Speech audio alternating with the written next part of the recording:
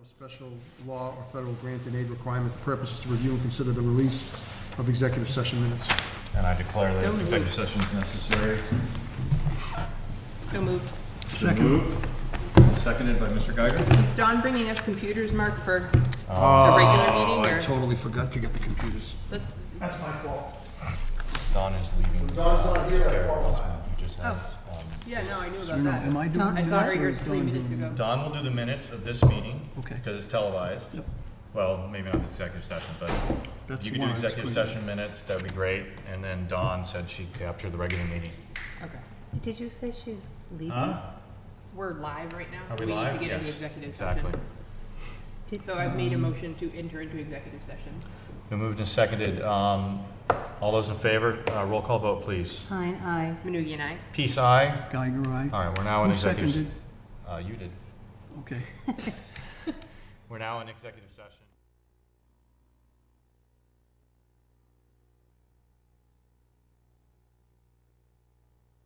Good evening, everybody. Welcome back to the Select Board meeting.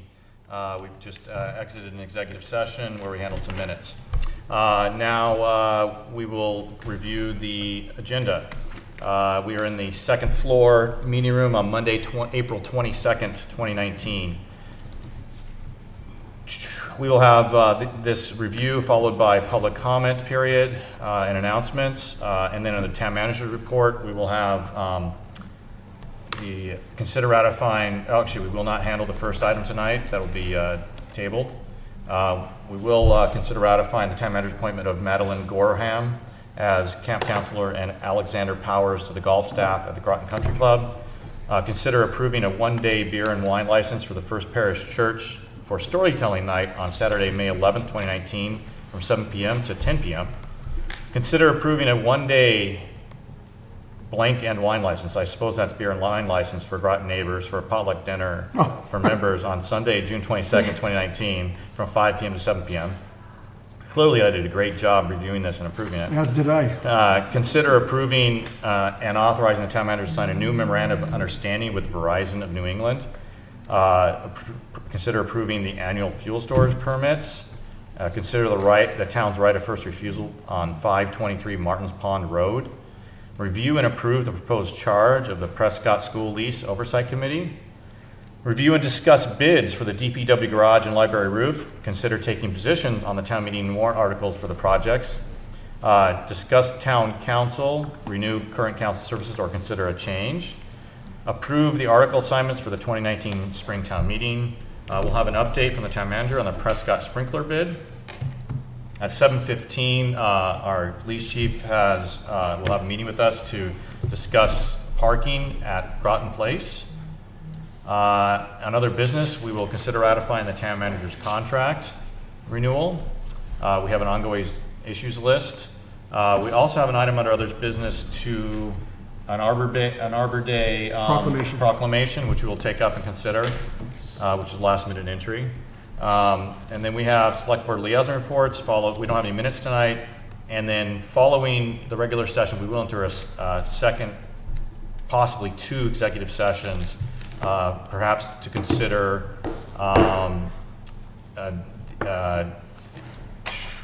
you can hear discuss the reputation, character, physical condition, or mental health rather than the professional competence of an individual, or discuss the discipline or dismissal of or complaints or charges against a public officer, employee, staff member, or individual. And we may have once pursuant to clause 2 to conduct strategy sessions of preparation for negotiations regarding the town manager's contract. After which, if we do not do the executive session under clause 2, we will adjourn. If we do, we'll come back into regular session and then adjourn. Okay, that was lengthy, apologize. Before I ask for any other announcements, our fire chief asked me to do an announcement on Saturday, April 27th for most of the day. The fire department will be training on Boston Road in the area of Gay Road. So if you're traveling through that area on Saturday, you might anticipate some friendly fire people as well as perhaps a few delays in your area. So thank you for your help and support of the fire department while they train. Any other announcements from members of the board or our employees? Becky? Yes, I actually had two things I wanted to mention. One is that I saw some conversation on social media and realized that there is been some confusion in town, that we are still undergoing and in the final stages of a complete update of all of the assessor's records, and that involves a young man named Justin going around to everyone's house and knocking on the doors. And I just wanted people to realize that that is still going on, and I see that Jonathan is there and could perhaps add some information to that if he'd like to. Yeah, sure. We're all 90%, probably 95% done. I think we only have a couple neighborhoods to go through and then commercial property. So we're pretty much. And he has correct ID and is totally legitimate. Yes. And is And asking questions. He And- has placards on his car, and his car is registered with the Groton PD. And I'd say we started this in 2017. I'd say we've had less than 50 calls on it, but I'm glad to take calls when people call. Most of the time, they just want to make sure it's legitimate because they haven't seen it in the newspaper or on the website. And this is how we can be confident that our taxes are fairly set and our neighbors' taxes are fairly set. Yeah, I will say, if you want some feedback, that he's a very polite and respectful. He's got a good demeanor for walking up blind to people's houses to come inside. Yeah, he's done a real Look good at job. people's stuff. Yeah, So, you know. we're real happy with him in the assessor's office. It's not an easy job to be No. constantly, who are you? What are you doing? Exactly. So kudos to him, and thank you for validating that. Thank you for that update, Becky. And the other announcement I wanted to make is just to remind everyone that we do have town meetings starting next Monday. Undoubtedly, it will run for 2 sessions at least. So next Monday and the following Monday, 7 o'clock at the middle school in the Performing Arts Center. The warrant was mailed to every household. It's also available on the website. And for those people who may be new in town and unfamiliar with the town meeting form of government, please come. Your vote counts. And the warrant is the agenda for the meeting, and it lists all the topics that are going to be voted on.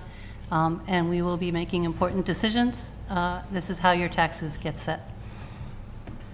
And we'll have a lot of discussion on the warrant tonight, so, and the motions. All right, Allison, and then John had an item as well. Yep, just a reminder to everyone that Senator Edward Kennedy and Senator Jason Lewis will be here on Wednesday evening. It's here at Town Hall, I believe in this room. Correct. From 6 to 8 p.m. for a presentation and then discussion of the future of education funding. So it's a topic that I think probably concerns us all, or should concern us all, and people are encouraged to attend. Yes, someone please come in my stead, as I will be in another state. I will be here. Thank you. Any other announcements? Anything under public comment from the public? I saw 2 hands. We'll start with Jennifer. And then Jack, and I didn't see anybody else. Hi, I'm Jennifer Evans. I received an email 10 days ago saying that the investigator's report regarding my being bullied and intimidated was delivered 10 days ago. I was wondering when I was going to get a copy, when it was going to be released to the public. So that's under discussion tonight. That's one of the purposes of our executive session this evening, is to discuss that and the process around it. So my second question, then, somewhat related to it, is has there been a move by any of you or any town employee to have this report that was delivered 10 days ago, to have it revised or to influence the findings? I certainly haven't. Nor have I. I don't know of any such effort. I'm not quite sure where, what So the where thrust this of is that coming question from is I was told 10 days ago that the report was delivered, and then I received a phone call today from the investigator who said he was under a deadline to have a rewritten report, a revised report to him back to the town by 4 o'clock today, and that he had been asked to revisit some points, and he was clearly being professional, did not tell me exactly, but based on the questions and who he was asking for further information on, he was looking to maybe make some parts more favorable to the town manager and remove some parts that he. All right, I'm were- gonna stop that line of, that questioning. That's a conjecture. So that part's a conjecture, but the fact that I was called. The fact that you were at- called is not, but if And- you'd and I like was to keep told to the to facts, that'd contact- be useful. I was told to contact him ASAP at 1:30 because he had a 4 o'clock deadline for getting a revised report back to the board. If you guys spent $10,000 for an independent investigation, why would anybody be asking him to revise his independent findings? So, no board member can comment on that right now, and that's the purpose of tonight's executive session, is to understand those things. So as the person who wrote a simple letter to HR and has been subjected to this, will I ever see this report, and will I ever see the original version of the report or only the revised version? You're not going to be able to answer that, William? And until the board has an opportunity to meet and discuss, it would be inappropriate for me to make a decision on behalf of the board to answer that question. So let it be heard. It's been a horrible process. And as a father of daughters and a wife who works, imagine your daughters being put through. Are you talking to me personally? That is unacceptable. That is unacceptable. As has I have not been running this investigation. I've not been doing anything. I've been following the process that was created by your colleague over there. So just be aware, and nobody in this town has ever to make this personal against me. And by doing so, I will prevent you from speaking for the rest of the night by making it personal. So do not do that. That's a warning. This is not personal. I've held nothing but the highest professional regard for this situation. I've handled this appropriately. I've even handed it off to somebody else to handle appropriately. The way you attacked me is inappropriate for a public forum, and I will not accept that. So either you can apologize for that, or you can not speak for the rest of the evening. My apologies for making it personal, and I hope at the end of this, I receive an apology from the board for what has happened to me. As most people don't realize, there were 2 complaints that went in, and the man's complaint was All handled right, you in may no longer executive speak. session. Thank you. That's the way. I'm going to caution everybody to be careful tonight. Mr. Petropoulos.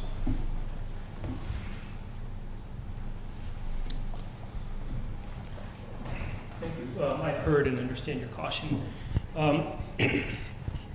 I too got a phone call today and just wanted to provide the board with my thoughts. The phone call asked if I could corroborate something that was said, because evidently something that was said and included in the report was challenged somehow, somewhere. I will not have conjecture as to where that is.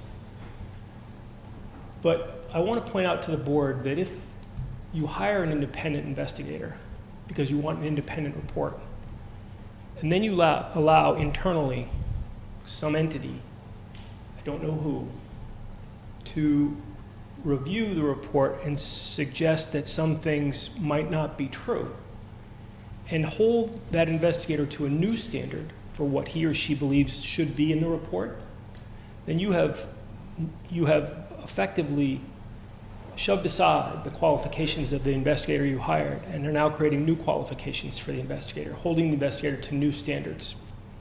I believe that's dangerous. And let me put a little finer point on it. If it's required that anything said to an investigator must be able to be corroborated by a third party, then people will no longer come to you with complaints for the way they were treated by an individual in private, and will only come to you for complaints of behavior that they know can be corroborated by a third party who's willing to corroborate. Not that there was a third party there, that no longer will be even the bar, and it shouldn't be in the first place, but a third party who's willing to speak up. Please keep that in mind as you talk about this. Thank you. Is that like, Please, go ahead. When we approved the investigation, did we do so in public session? Yes. And the investigation was delivered to this board, and at the moment, it was emailed? Is that correct? We have received both emailed and print copies of the draft report as it currently stands. So my question would be twofold. First, I'll state for the record that I received a phone call from the investigator desperately wanting to speak to me as well this afternoon. And I thought we had a report. And since it was authorized in public session, and I understand you've cautioned us on what to say, and I'm being as careful as I can, I don't understand why further clarification came or was needed by the investigator. And I want to know, did that originate from one of these board members, one of us, one of five? Because it didn't come from me. John said it didn't come from him. Didn't come from me. So I'm just trying to figure out where it came from. Did a lot of soul searching to read through this report in order to prepare for tonight, and I'm sure we all did too. But all of a sudden, the 11th hour, being pressured to corroborate something that was already reduced to writing, didn't make a lot of sense to me. So I have been in contact as the representative asked to handle this by the select board, by the chair. I have been in contact with the investigator. Through discussions with HR, we had concerns that the findings did not align with the video that we had viewed. So yes, we've reached out and we've asked the investigator just to review their process and make sure that their document is correct. In doing so, it sounds like he's reached out to individuals to, I don't know whether he's looking for more information or what his process is. But yes, what we have is currently a draft, and they're confirming 2 or 3 points. There was no video of what he Excuse me. Could- You don't have the floor and you don't have a microphone. Mr. Deegan has the floor. So, hearing that answer, and I appreciate that, because clarification often is needed for draft reports, and that we don't communicate with one another because it would be a violation of the open meeting law. Therefore, that's why this discussion's occurring right now during a public session. So I'm in the dark, or was in the dark, until receiving this explanation as well. So I guess that brings me to my next point. Under executive session, you have scheduled at the conclusion of regular session under item number 4. Is that for the purposes of discussing this This was results of the yes, investigation? this was an advised, we were discussing not necessarily the results, but perhaps discussing the Next product, steps. perhaps, process. And that was recommended and advised to us by our town council to protect us. So, even further clarification, 2 places concerning investigations where they are defined. One is in the selectmen's or the select board's policies and procedures under investigations. 2 is within the charter for investigations. So I guess my real question is, since we initiated this and it began in regular session, I don't understand why we wouldn't discuss things in regular session. Allison did ask that question. Do you want to clarify, Allison? My understanding from town council is that although it was initially, the complaint was discussed in open session, the findings and the report and any next steps that this board opts to take are not automatically to take place in open session. That this Town- becomes any discussion of next steps in terms of reaction, response, discipline, et cetera, has the potential to be a personnel issue. And town council will be here at 7:45 if you wish to address that question directly, and I'll allow that. And I think that's great, and I understand Allison's explanation about addressing any concerns and dealing with the outcome of it in terms of a board decision that might fall to executive session levels. However, that still gets me back to the findings of the investigation, and the investigation itself, I would believe, should be released to the public in public session and then discussed by the board in executive session. That's where I'm failing to understand this process. And I think that should be definitely a topic for discussion this evening under executive session, or, we can put another agenda item the next time we're televised to discuss it as well. Certainly open to having both those conversations. And I think that I think that the people helping with this, or helping to manage this investigation from a board point of view, are trying to be very careful with both the board's rights, our policies, and employee rights and citizen rights. And weave that, navigate that challenging precipice without falling to either side. And it is a challenge. Barry? Yes, Becky, you have something further on this idea? Well, I just was not clear when Allison, you said, didn't align with the video that you reviewed, but I'm unclear what video. We cannot discuss anything further without being in executive session. Well, I guess I'm a little perplexed and concerned, I guess, at this point. Understandably so. That's why we need legal counsel here. Yeah, I guess so.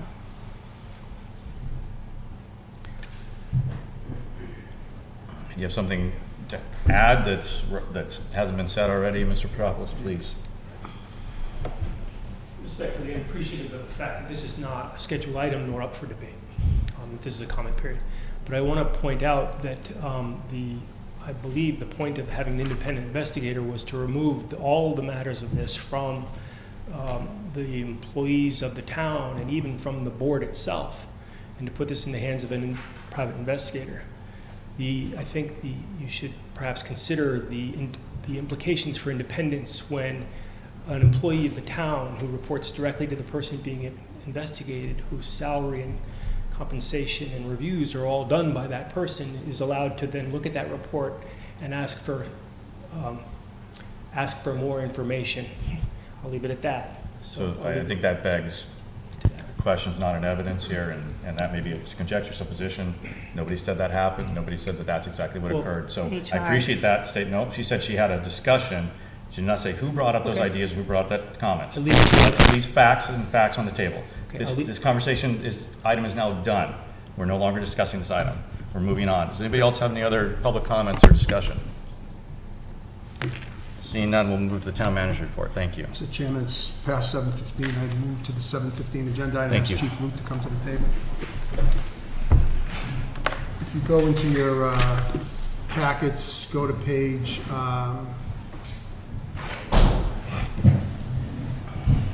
29. Thank you. I'll turn it over to Chief Luke. Mr. Chair, last fall, the New England Forestry Foundation approached me about ongoing issues on their property at Groton Place. It's commonly referred to as the dog park here in town. The amount of people that bring their dogs there on and off the leash has created issues with the organization that owns and maintains the property. This is Rick Mulkey from NEF and Chris Pryor from NEF. If you don't mind, I'd like just to have them explain what the problem is and what the solution is we're suggesting. Sure. Thanks again. My name's Chris Pryor. I'm the Director of Forest Stewardship. 1 second. Oh, sorry. Is he being picked up on the microphone? Okay, thank you. Sorry, I just want to make sure people could hear you. Yep. Chris Pryor, Director of Forest Stewardship for the New England Forestry Foundation. As the Chief mentioned, there were a couple of recent dog incidents of bites at Groton Place, and we felt like we needed to take some steps to address this and make the property more safe and welcoming for everyone. And we try to keep our properties open to all public uses, including dog walking. Most of our properties around New England are open for the similar use, so we were trying to come up with solutions that would work for NEF enforcing the rules on the property and not be a burden on the town and its services. And a key issue that I had with this is just the availability of parking, allowing up to 30 cars to park at that site, where we have a lot of other properties around New England that are very popular dog walking sites, but don't have this level of parking, and don't have near this level of issues. So, our first hope was to try and reduce the parking, but as the parking area is town-owned property, that's why we approached town for help on this issue, so we could continue to allow the property to be open to the public for all sorts of uses, and manageable for us to keep it safe for all. So the proposal was to eliminate half of the parking there by posting it, because it's town-owned property, so posting it with no parking signs. Allison? So as a resident, I reached out to the town manager, because originally this was listed as the dog park, and that just infuriates me. This is not a dog park. Thank you. My children are teenagers. When they were little, we used to go there, we used to walk, we stopped because of the dogs. Because the dogs, some of them very, very friendly and enthusiastic dogs, but when they're running up to a 3-year-old who's afraid of dogs, it really doesn't matter whether their intent is to cause harm or just, slobber, lick, and love. So that's kind of my first bugaboo. My second question is, was there discussion of requiring that dogs be leashed? It seems to me that that's a more appropriate step than just reducing availability for everyone.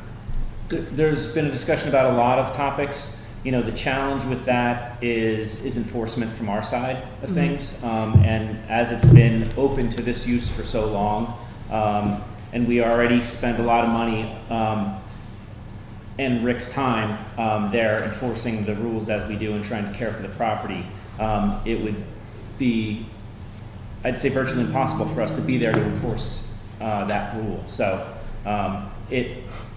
that is something that is in our back pocket, but I didn't want to, felt like that was the nuclear option, didn't want to pull that out first, kind of thing. Becky? I'm in the same camp as Allison. I also said, change that. It is not the dog park. There are some people in town who refer to it as the bird sanctuary, although at this point, it's hard for me to imagine that a bird sanctuary with all those dogs is compatible. The trails, I understand that New England Forestry allows people with dogs to walk there, and the dogs are supposed to be under their control. But the trails then connect to trails owned by the Conservation Trust. And the trail along the river has been severely eroded. People have put quite a lot of effort into addressing the erosion. And the trust has gone to a dogs must be leashed policy. And I know there are signs where you cross from one parcel to the other, although the enforcement, the trust is a completely volunteer organization. They don't even have a paid staff person who could ever be enforcing. I think having dogs leashed is far better. The trail then goes onto Groton school property, where I understand that no one is allowed with a dog unless they live on that property.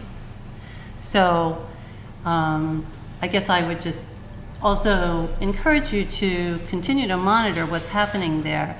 Again, there was a very long conversation on social media quite recently about someone who apparently had 2 separate incidents of the same dog really coming up and very aggressively attacking them, and the owner being quite cavalier about it. Many people said, you should report that, you should report that. But I think a lot of people don't want to take that step. And a lot of people, to be honest, even people I know with dogs, avoid going there now because it's so overrun. I hope the parking will reduce the use, but I think it's important for you to also think about they have to be leashed. Yeah, this, in response, this wouldn't be the only step we take. But it is a first step we'd like to take to try and just essentially reduce the numbers. So there are, the fewer dogs that are there, and all people with or without dogs that are there that are walking will be more dispersed and not as concentrated. Okay. But yes, Rick will be there, continue to be there frequently, and we'll be monitoring the situation and taking additional steps, if needed. Mr. Geiger? If the parking constraint is intended to reduce the volume of activity at any point in time there, what are we doing or thinking about doing to preclude any side of Long Hill Road becoming the new parking place? Well, it's a state highway, sir, and it is no parking. No, it's not. I don't believe it's a state highway. It's a county highway that we are responsible for. State numbered route. Beg your pardon? It's state numbered route, but we're responsible for it. It's Right, but I maintaining it don't and believe so they're forth. allowed to park on it, and we'd have to do enforcement out there. One of my initial concerns when they first came to me is I didn't want their problem to come out and be our problem, essentially. Right. So, and that's, And I guess that's what I'm why hoping we've been in discussions probably for a couple months now regarding this. I don't believe that's gonna happen because at times, Mr. Mulkey monitors the site several times a week. And at times when that whole parking area is full and to the point that people are actually parking down the street on the opposite side of the street, there's another piece of conservation land. He finds that people never, even at that point when people have driven by and they've contacted him and said, I've gone by this place 3 times in the last hour, I can't get in, how come I can't get in? We haven't experienced where people are encroaching on the entrance or the roadway. So I don't anticipate by narrowing the parking numbers that would cause that to happen, because it's not happening now when it's full. Okay. We'll have to watch it. Yes. Anybody else on the board? Josh?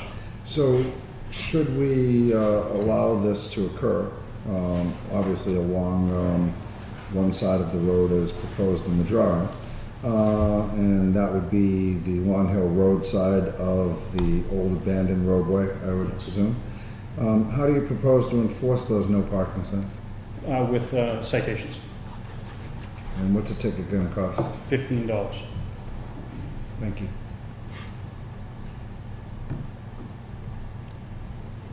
Okay, anything from the public on this item? Is our, you're good? I have nothing more to add. We've got, We can get a mic. I just asked if our animal control officer had anything he'd like to add, just as a query, but, the issue here, I think, is the honor system. Sometimes it works and sometimes it doesn't work. And you really can't regulate that. The police department can't put people in there to enforce whatever the regulations are. Becky, you're right, Groton School has banned dogs, and Conservation Trust has also. However, we still get reports of somebody walking on Groton School property and they call and they're frantic because they just lost their dog. And it's difficult to tell them at that point that they're not supposed to have their dog on there anyway. There's so many access points. Short of putting up a fence, you're not going to keep a close rein on it the way it should be. We've had, I had the police department print out all the calls in 2018 up to now, and I think there were what, 7 or 8 calls, 5 of that many? Not, okay. And one bite. That's the one you mentioned that went on Facebook? No, it wasn't a bite. It was just a very aggressive dog being excessively Well, there was friendly. also a bite that Yes. appeared on Facebook, and I don't think issues like that should be put on Facebook. You know, if they have a problem, they should call the police department or get a hold of me or something. That's not where you air your discussions. But we still do get calls, and it's very difficult. One call we had last winter was a gentleman who was just completely arrogant, and I guess, Rick, have we seen him lately, the guy with the 2 I have not. pit bulls? Okay. And he was arrogant to the point of almost violent, and that's the problem you have in there. You know, you have to be very careful about walking up to somebody and say, you know, your dog should be on the leash.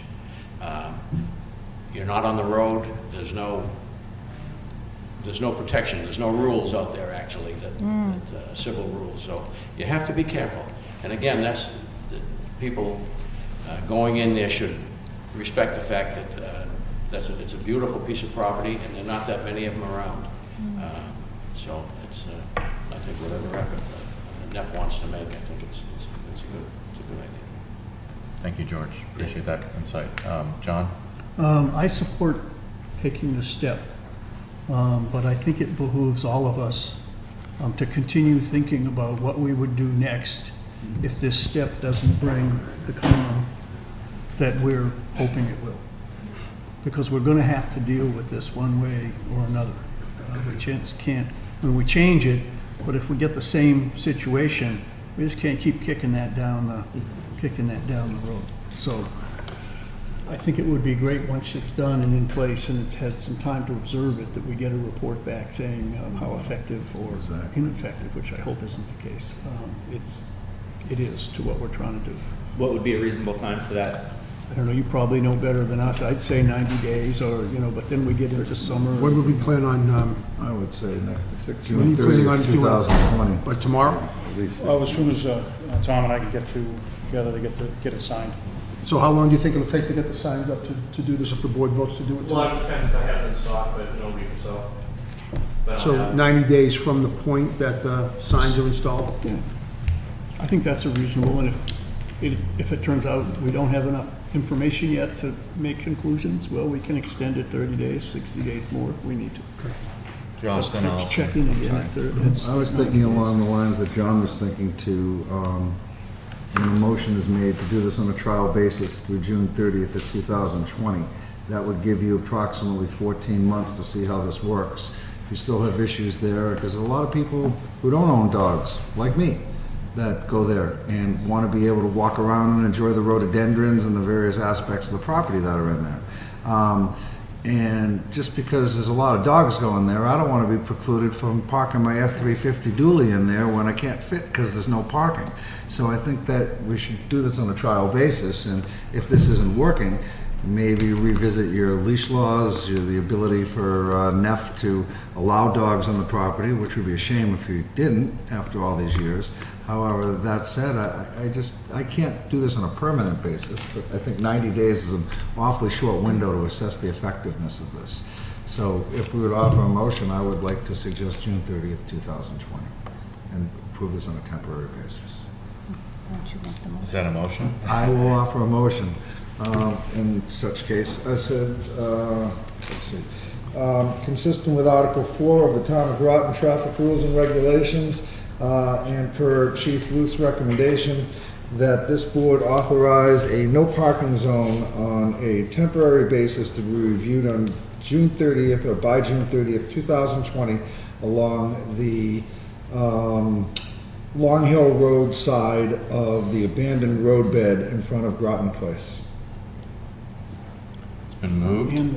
And the sides on the entrance. And the sides of drive. the driveway as it exits to Long Hill Road. Second. Moved and seconded. Any other discussion? I know Allison had her hand up, so I'll let her go first. So I still, even on a temporary basis, I'm not really loving this. I appreciate the space, and I think it's fabulous that you guys are still willing to let folks use it. I think in terms of the honor system, that if it were a black and white leash situation as opposed to under the control of an owner, which is very gray and nebulous, that it would be a lot easier, that there would be a lot more, kind of peer pressure and public pressure on dog owners to have dogs leashed, excuse me. But just my 2 cents still, again. Yeah, having just come back from a high school reunion, I won't tell you which year, I was in Los Angeles, and there's an interesting change that's happened in the bigger cities, and I understand it's coming everywhere, where there are dedicated dog parks. just for this, along with non-dog parks. You know, no dogs allowed here, but dogs allowed here, just for this reason. And a lot of times they split a piece, not that we should do this to, not that I would ever recommend an F, but, you know, you split a piece of property in half and half's for dogs, and it's all fenced in and gated and whatnot, and the other half's not. It's because of situations like this that had to transpire, where you got little kids mixed with little puppies, and things can happen, you know. Not intentionally necessarily, we hope it's not intentional, but things happen. So I certainly appreciate the challenging situation we're in, where we've got a kind of a use that's happened and people have grown to expect certain things, but as more and more people use something, people tend to take things for granted, or they can forget that there are, you know, ideas, and that's human psychology. And so I think this is a step to try to remind people this is a shared resource for everybody, and not just for our dogs. And there is no, as far as I'm aware, correct me if I'm wrong, there's no designated That's correct. dogs only place, or, you know, not, you know, dog park in Groton. So that's a challenge, but hopefully this will help put us in the right direction to have a little more reasonable control. So we do have a motion on the floor. Is there anybody else who'd like to speak on this matter? Seeing none, I'll call for a vote. All those in favor of Josh's motion, which allows for this, under our authority as in charge of the streets, to have no parking signs until June 30th, 2020? To be reviewed. To be reviewed on June To be 30th. reviewed. Reviewed. Yes, it was seconded by, I think, Becky, right? Yes. Everybody's clear on that motion? All right, all those in favor? Aye. All those opposed? Nay. I have that as 4-1 with no abstentions. Mr. Chairman, I've appointed Madeline Gorham as a camp you. counselor and Thank Alexander you. Powers to the golf staff at the country club. I'd ask the board to ratify that appointment this evening. Those appointments, rather.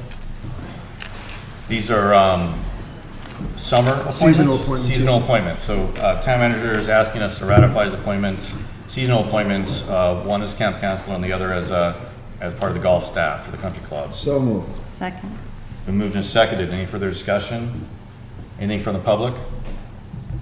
Seeing none, I'll ask for a vote. All those in favor? Aye. Any opposition? Any abstentions?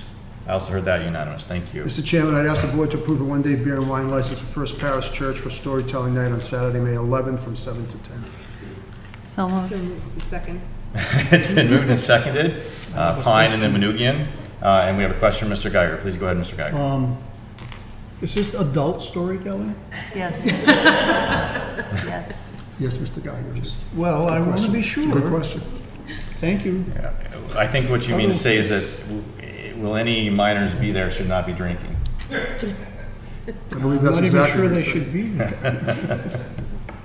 All right. Anything further? What type of stories are being told? Does anybody know? It's like the moth. Oh, yeah. Okay. Like the Moth Hour on yes. NPR? That's Yeah. awesome. That's a great, anybody from NPR? I mean, that'd be even better. I don't actually know. Yeah, that's awesome. All right. All those in favor? Aye. Any opposition, abstentions? I heard that unanimous. Mr. Chairman, I'd ask the board to approve a one-day beer and wine license for Groton neighbors for potluck dinner for members on Saturday, June 2nd, from 5 to 7. Where's it being held? I believe that's also at the First Parish Church. It doesn't say That's where. right. I can tell you exactly where it's at. First Parish Church.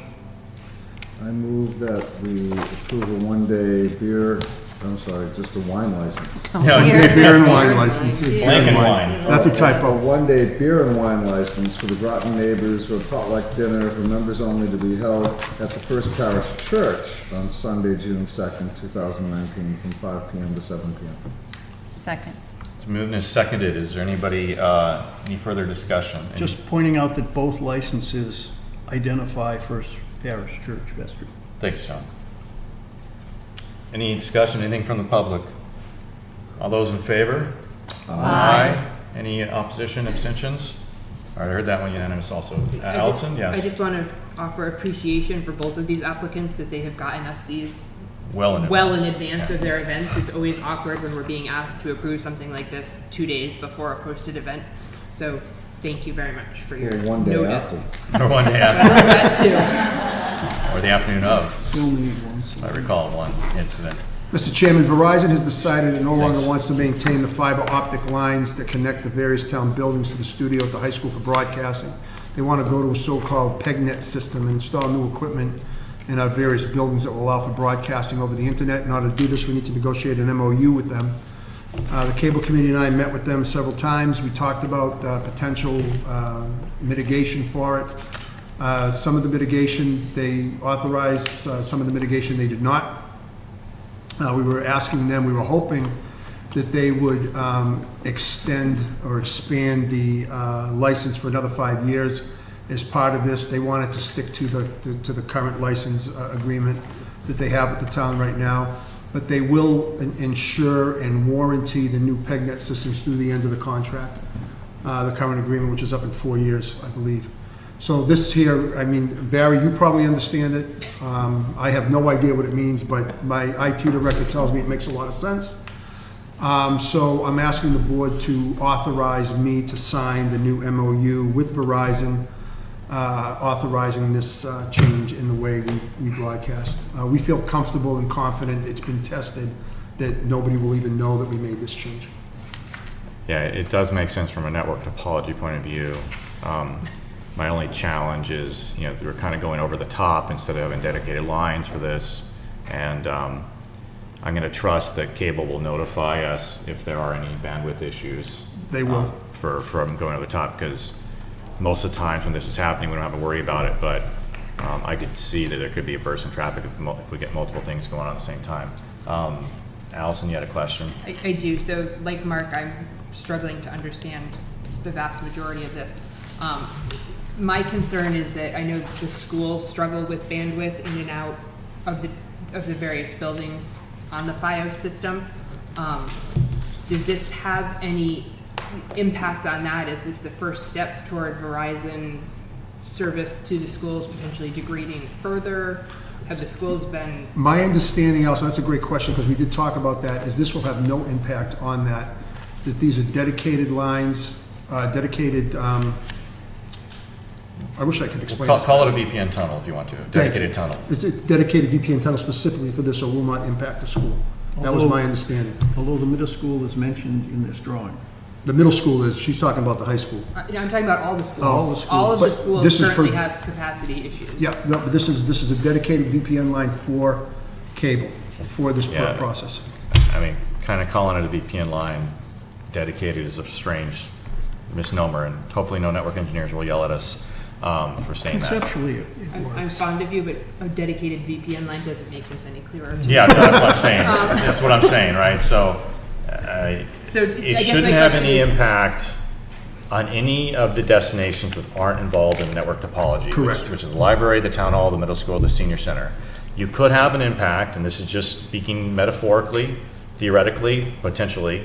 You could have an impact on the middle school if there's an event happening at the middle school that's being pushed out, but it would only affect outbound traffic. It may not affect inbound traffic, because traffic is bidirectional, especially on a fiber line. So and usually you have an up and a down speed that you're tracking on. So theoretically, because most of the broadcasts are going from the middle school out to the rest of the places, when we have town meeting and things like that, depending on the timing, it should not affect any inbound traffic, which is mostly what the school needs to get their internet access downloaded to their Chromebooks and stuff during those hours. Okay, is there any ability, Mark, do you think, to put something in here, a statement that any changes that are made are not allowed to degrade service to the schools, or is this already kind of negotiated beyond This is that? kind of negotiated as it is. I wanted to point out one of the positive ones about this is they're giving us an extra device that will allow us to, it's a portable Yeah. device, which will allow us to broadcast from places that aren't hardwired like they are now. So for example, if you want to do something at the country club and you want to go live, under this new system, we'll be able to do that. So it's kind of a nice thing for us to have that Roma, but I don't know if I can get that in. I can try, but And I don't have any concerns with what I'm hearing from the broadcast from the town side. I'm just very concerned that it impacts the middle school. Well, no, I'm more concerned that this is the first step in Verizon not supporting their FiOS service in general, and that the schools will then have additional issues that they're not currently having. Yeah, Josh? I agree with Allison. I mean, theoretically, this sounds like a great idea. However, if the bandwidth issues that are being experienced by the regional school district degrade as a result of this, is there a way that we can ask Verizon, and I know you want to get this thing approved, Mark, but I still would like you to ask this question gonna ask. anyway. Is there a way that they can continue their existing fiber optic lines to the studio and create a redundant system using this new technology, and then review it after 90 days to make sure there's no degradation to the existing service? So have in a the dual schools? system going? Have them run in parallel. I think that's a great I mean, idea. it's already there. Yep. It's not like they have to install any more fiber, and that might alleviate Allison's concern, and the tech department of the schools can make sure that there's no degradation occurs once this goes live. Yep, I can ask. Becky? And I just want to hear, again, two things. You said the cable committee worked with you on this, and they are all in support of this? They are, yes. And we don't expect there to be any change at all for Verizon cable subscribers? That is correct. This has nothing to do with the regular Verizon. This has to do with the cable access local community program. So the local programming will still be like on the same channels? Correct. and- This is just the way it gets broadcast. So now the Russians can watch it. I doubt that. Had to know that. Only if they're sleep deprived. Thank you. I'm sorry. Okay, any further questions on this from anybody? I know this is a challenging technical item to understand. Can I make a motion that we authorize the town manager to sign the new MOU with Verizon New England, including in a cover letter, a reiteration that district internet capacity not be negatively impacted. Well, why not, why limit it there? Why not say that no existing internet capacity should be degraded? I think district, senior center, town hall, library, I mean, it's all important. But they're different issues. I'm not concerned with this coming on board, I'm concerned with existing structures being abandoned. And my concern is that it impacts the town hall internet access and the library internet access also, in addition to the school internet access. And I actually asked that question of Mark when I knew they were going on over the top. And I wanted to understand the bandwidth, situation. There's a lot of challenges there. So if we're going to make one I'll then request, I would amend protect my everybody. motion, Yeah, amend my yes. motion to include both district and town. Yep. Thank you. buildings. I will do that. There's been a motion on the floor. Is there a second? I don't understand this enough to. So, Sorry. yeah, Josh's concern about having, or suggestion, is that worked into this motion? I thought I read, and Mark, correct me if I'm wrong, in our correspondence, the letter from Verizon that was explaining that they wanted to abandon their existing fiber optic lines. The way we broadcast the cable. Correct? Correct. So what I'm asking for, Allison, if you could possibly include it in your motion, is to keep that redundancy for 30 days. I'm sorry, 90 days. Yep. No, it should be until we're comfortable that the replacement system has given us everything we need. Well, I don't know how long that is, but I like the No, but redundancy if there. you tell them 30 days and it's longer than that, they're gonna look at you and say, well, we did it for 30 days. So do it at the, I'll say redundancy in place until such time as we satisfy that there's no degradation in service. that the town IT and district IT departments verify that. there's Mike no feels degradation in comfortable that service. there's enough capacity for this, that it's not gonna affect us. So I wouldn't have done this unless Mike told me it would work, but I agree with what Josh is Let's saying. just buy a little insurance. Yep, I will do that. I'll include that in my motion. Okay, so we Don, have did you get that? a friendly amended I'm sure motion she will. Yes, she did. regarding approval with a cover letter conditionally that Verizon supply keep the other system in place as a potential redundancy, allowing us the option to go back if we see there's an impact to any of the town or the school's internet services. I'll send that back to him with that, Okay, so that's our motion to the town manager, not to approve this, but to ask him to renegotiate. Is that accurate? Allison? I know your motion was a little bit different when you spoke it, but it seems like it's morphed, and I want to make sure that we're articulating the right message.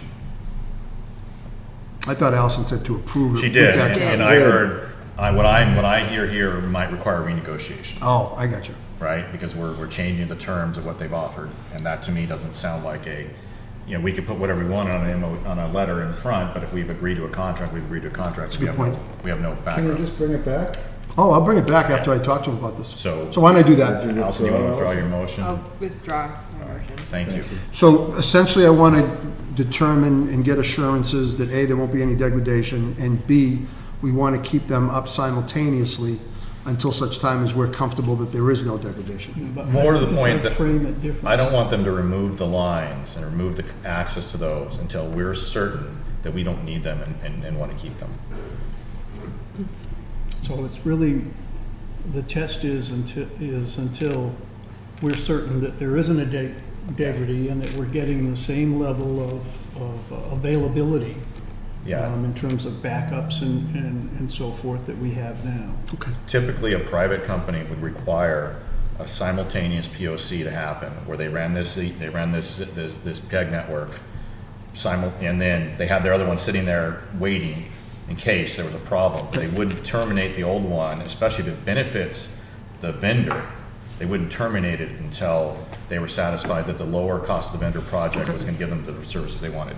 Excellent. So just, I'll bring it I'm back. sorry to harp on this, but if you had a meeting such as ours being pushed through the new system up to the high school for broadcast, and you had two other things going on at the same time that required bandwidth to push that at the same time, isn't there a way of just doing a test by trying to max out all the capabilities? We only have one channel, Josh. We can't simulcast meetings, more than one meeting at But a you time. can't you push? You would just record it and play it at a later time out of the studio. We don't broadcast two meetings at the same time. We only have one channel. You can do a traffic generate, I mean. I just want to try and stress the We're getting system. way technical, yeah, you can, there's a way to traffic generate, but let's, Okay, let the experts stress it out. yeah. Well, they need to, because you also got to look at, this is going out to where the broadcast goes out from the cable television. And so it's all got to play friendly together. Allison?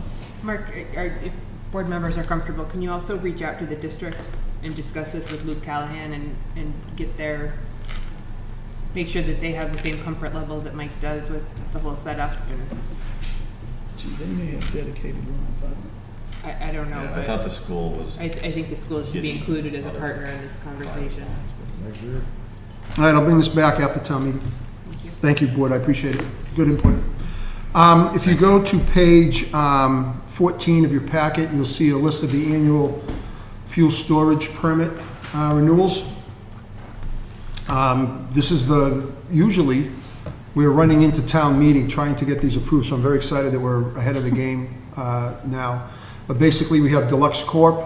located at 500 Main Street, Groton School located on Farmers Row, Global Montello Group located at 6 Boston Road, the Groton Dunstable Regional School District at 342 Main Street, Energy North, which is Hafner's, located at 318 Main Street, and NESSP located at 1003 Boston Road, and AL Prime Energy Inc. located at 619 Boston Road. These have all been inspected and signed off by the fire chief. Our approval, then they go off to DEP for approval. I'd ask the board to approve the licenses as proposed. So does anybody have questions on what these are? And if so, I think everybody was here when we discussed the one regarding New England This one. NSPP. Yep. If maybe Becky, you weren't here during that conversation That's on the the board at the propane time. tanks when you granted them. But what happens is during those original discussions, there's a lot of discussion regarding where the tanks are going to be placed, how far away they can be from certain roadways, what obstacles are there to prevent people from running into them. And there's a very thorough process that happens by, I think, both DPW and the fire chief to make sure that those are set right as an installation to get the permit to install.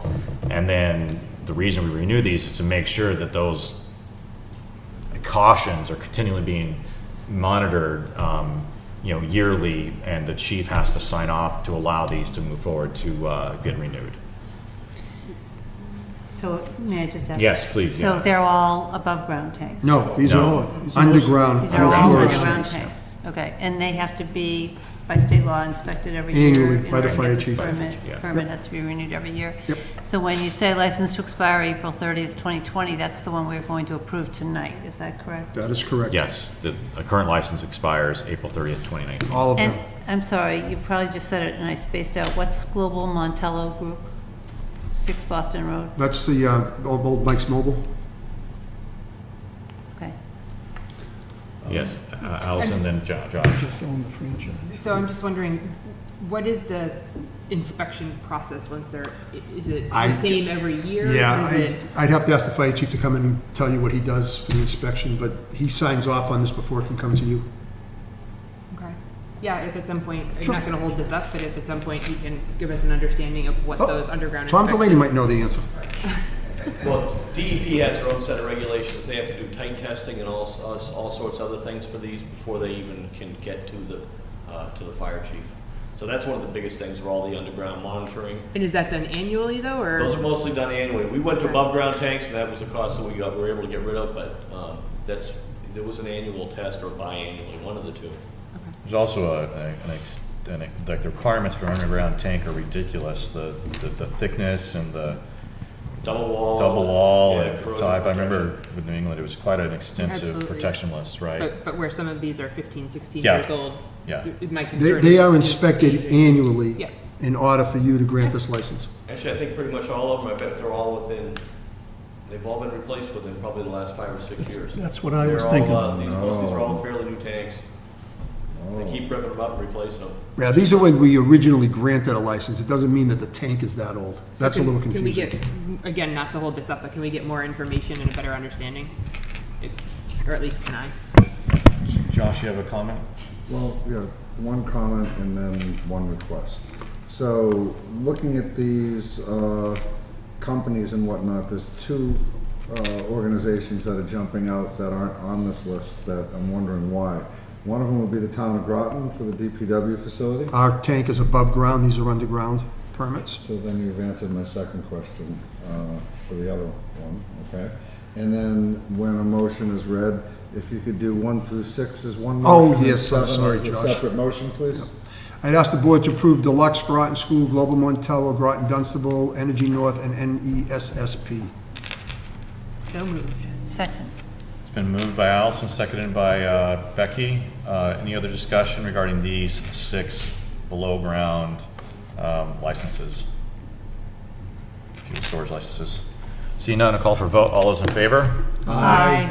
Any opposition? Any abstention? I am in favor all the way too. I didn't say anything, excuse me. So I'd that's ask the- unanimous. I'd ask the board to approve AL Prime Energy, Inc. So moved.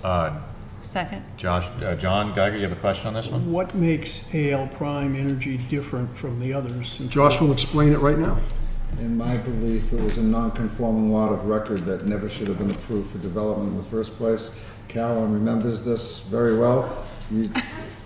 I know you do. Come on, it was back in... And ever since the decision was made to allow the non-conforming lot of use to be expanded, I have voted against anything to do with this property. And will continue to do so. liquor license and He conventional hours ago. license too. He was broken down on the side of last night, so I was just gonna reach out to him. Are you satisfied with that answer, sir? I understand it. Okay. Thank you. All right, all those in favor of the motion to approve the AL Prime Energy license, signify saying aye. Aye. Any opposition? Opposed. Any abstentions? So I heard that 4-1-0. Just give me a second here to get back to my town manager's report. I've given you a letter from the attorney representing Catherine Corby and Stephen Painter. Her name is Ann Catherine Corby. Her first name is Ann, not Catherine. Well, this was what was in the No, letter. it says it in the letter. Oh, It's, okay. you got left And out. Stephen Painter, 523 Martins Pond Road. They're informing the town of their intention to convert this parcel out of Chapter 61A to residential use. As you know, the town has the right to purchase the parcel if it is so inclined. This is a little different than what we've done in the past, because usually we have a purchase and sales agreement that you have the opportunity to match if you choose. Here, they're taking it out. The town has a right to negotiate a sale price on the property. It's our practice when we receive these to reach out to both the planning board and the conservation commission to determine their interest in the property. You have letters in the packet. Both boards have recommended that the town decline its option to purchase. So I'm asking the board tonight to consider declining your option to purchase the property. For the record, I'm recusing myself on this, please. Let the record reflect that Mr. Deegan is recusing himself and leaving the room for this item. That's what you're supposed to do when you recuse yourself. Okay, so any questions from the board regarding this item before we even consider motions?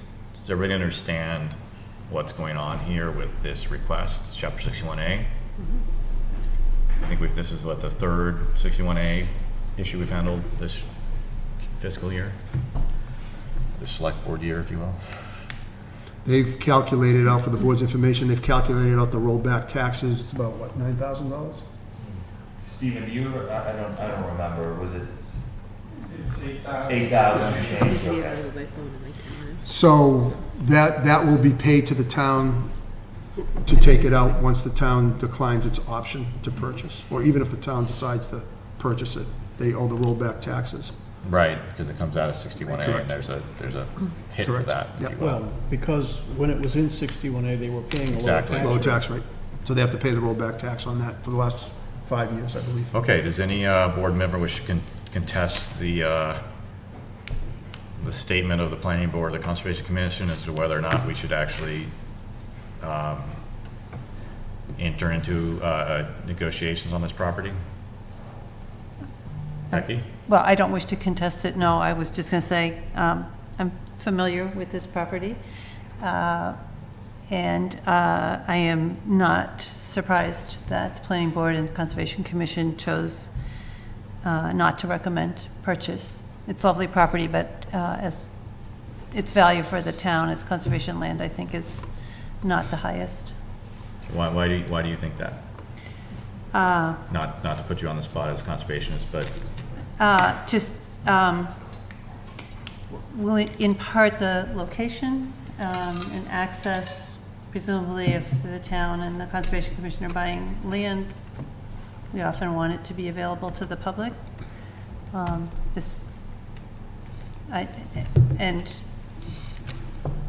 I guess that's what I would say. okay, well, that's fine. All right, anything further? Allison? No, I was gonna make a motion. John? Please, I'm anybody? fine. Anybody like to make a motion? That's absolutely acceptable.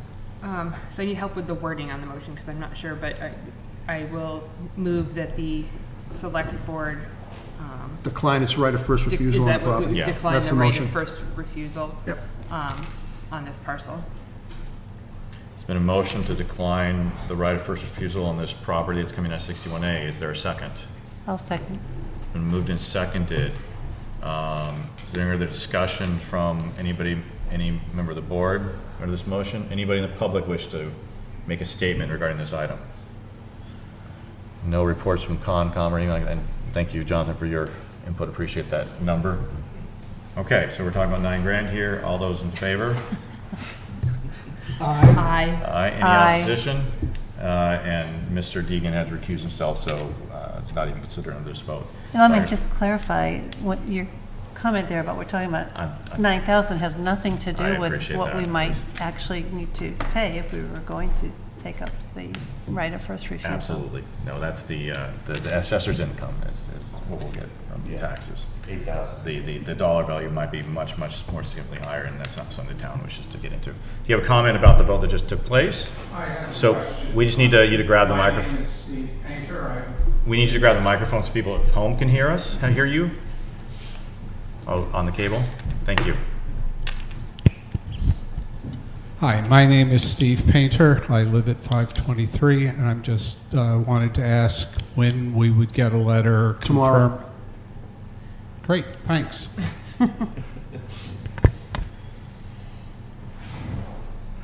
Then you can come in and pay the rollback taxes again, because I had given him the number and we took it prematurely, because usually an attorney comes and presents this, so I thought an attorney had come in and Mr. Painter had Oh. already. Apologize for that confusion, but thank you for allowing us to go through the right process here. No Make worries. it above board. First time. Absolutely, yeah. 61A is a challenging area, so appreciate that. Okay, Hey, John, can you grab Josh and let him know you can come back in? thank you, John. Did you vote? I don't recall if you voted. We did vote We voted. unanimously for, and then with one recusal. Mr. Chairman, I'm not trying to be a wise guy here, but in an effort to hopefully not have another hour discussion on Prescott, I drafted the proposed charge as directed by the board. It is on page number 25 in your packet.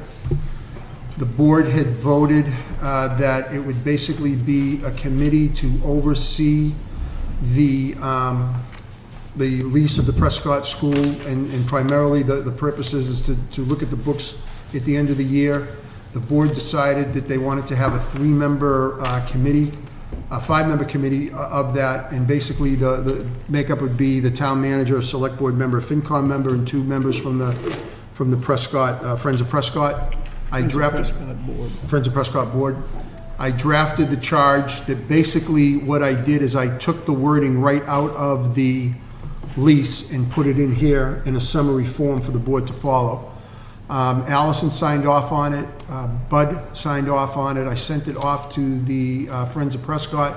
They came back with 3 requests that they wanted to change. One, they wanted to make it a 7-member committee, adding 2 citizens at large, and they wanted to put in wording essentially saying that this committee would look at to help grow it and sort of be the oversight committee that we had originally. That's not what this board voted last week, I believe. So I believe this charge of the 5-member committee is exactly what the board voted last week, and I would ask the board to adopt it as presented. Allison Manugian. Allison Olin. So I make a motion that we approve the lease oversight committee as presented here with a minor correction in paragraph D, so that the Section number, membership. Oh. The committee shall consist of 3 in parentheses 5. Oh, So if we can thank you, I'll fix that. correct those to 5, that Yes. would be. All right, as amended to 5 would be under committee membership. Thank you, Allison. Miss That's the motion. Becky? Oh, there's a motion on the table. Can I have a second, please? Second. Been moved and seconded. Under discussion, Becky? So I think that the suggestion to add 2 members is something that we should discuss. I think that particularly bringing in people who have the expertise that they suggested, which I think was commercial real estate and historic preservation, would be useful. And it's in the town's interest to have the committee, have this be successful, and to have a committee to improve the communication so we don't keep running into some of the hurdles that we've had so far. So I thought it was a good idea to add those 2 members. So I wondered what other people think. So I'll put myself on a limb here and saying I think that's politically disastrous, because you right now have a very balanced committee with the potential for independent thought and voting, where you weighed if there's a discussion or disagreement. You have 3 members who might not work together and 2 who might, just perhaps if there were a challenge to one of these things. Putting 2 members of the public who may or may not have biases in certain directions could change that balance of where this committee's heading. Right now you have all the decision makers responsible up here. Additionally, there's nothing to stop the committee from requesting assistance or guidance from any of those volunteers, whom I'm sure would be willing to provide their expertise, and we have lots of people in this town who are willing to help out. I think this has been a contentious item. I think that we're already under enough charge of trying to stack the deck, as it were, and I'd like to avoid that appearance here. That's my personal opinion and take on the matter. I think that any board at any time can call any experts they want to and ask them to help out in certain items, and them being a member of the board doesn't preclude anybody from that. I also read the suggestion for another point and under the charge differently from the way that the town manager just saw it. I thought it was to improve communications. And is that actually listed there? 1, 2, 3 does not include that. So to improve communications between all parties involved, I think, is a useful goal. And again, trying to address some of the pitfalls that we've run into, I think it's useful to state that. Couldn't you include that in number 3, by amending number 3 under B? Sure. Consider all aspects of the operation of the lease to ensure the best interests of the town and the lessee are met, and the lease is successful, as well as improving communications. Something along those lines. That would be fine. Okay, Allison, yeah, I'll let you. So I'm Please. struggling to be quiet here so that we don't end up in another 2-hour debate. I very strenuously object to that because the implication is that somehow there's been a failure in communication, and I don't believe that to be true. Well, I don't think it's been a failure, but I think it's been difficult at times, just because things. I also disagree. recall that at the last discussion, Josh, you proposed that you would be the select board member. I threw my hat into the ring, so to speak, but then again, 30 days from now, I may not be on this board. But I certainly would be happy to be a designee if this board were to make me as such, regardless of the outcome of the election. Oh, sorry, Josh, didn't mean to cut you off. Mr. Geiger? I do not support the additional charge. And I do not support adding 2 citizens. If we're trying to improve communications, the fewer people we have in the communications loop, the better can possibly be the communications. There's less chances for missed signals getting in there and not being cleaned up quickly. And number 2, this reads, improve communications between town officials and the lessee. If it ended right there, I'd be okay. But then it says, the purpose of that is to better inform the public on actions to preserve a major town facility that reflects the values and serve, that's what it says, the needs of the community. That's not, when we said we were going to do this, it was to provide oversight of the lease, the administration of the lease. It didn't have anything to do with what looks like a piece of marketing here in number 3, and I just don't support it. I would agree that the clause about the improving communication, that was what I remembered, and that the rest, it wouldn't need to be there. But, you know, There is a motion on the table, and any more discussion amongst the select board before I allow the public to comment? so the question of who the select board member is going to be, Allison, are you thinking it should continue to be you? Probably not. We already have a committee in place. We're just adding 2 new people to it. Thought it wasn't a charged committee though, right? Yeah, it was a. It has not been It was to a, date. it wasn't an official committee. This makes it official, so it has to take minutes, has to do everything else, So, reports, et cetera, have a place on the Before you, website. before you start appointing people, have a charge first. I would suggest take a vote on the charge, and then you can decide who your rep is. That's just my suggestion. okay. All right, anything from the public on this matter? I see one hand from Mr. Petropoulos. This side of the room's being really silent. Come on now. I appreciate the effort to avoid having the suggestion that adding 2 new people would cause politicization of this. And the reference to containing it to board member or a board member is a way to remove that. But I think just as an observer, this issue seems to have been highly politicized on the board. Or more, I think to the point, really without any criticism, is to say it seems very clear that every board member has already developed a pretty hard and fast opinion about the fate of the Prescott School. And so I think there's going to be politicization when you select a board member. Some far more than others, and some very, very marginally have expressed a single opinion. And I think one way to dilute that is to have two outside people voted by a majority of the board to take this role. Anyway, I appreciate the effort to avoid politicization. I think that's going to be very hard to avoid. So your assertion, if I may, is that having 1 out of 5 board members is somehow going to create a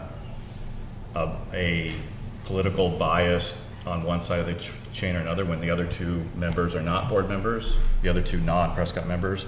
We're talking about FinCom, the town manager, a member of the select board, and two of the directors of Friends of Prescott.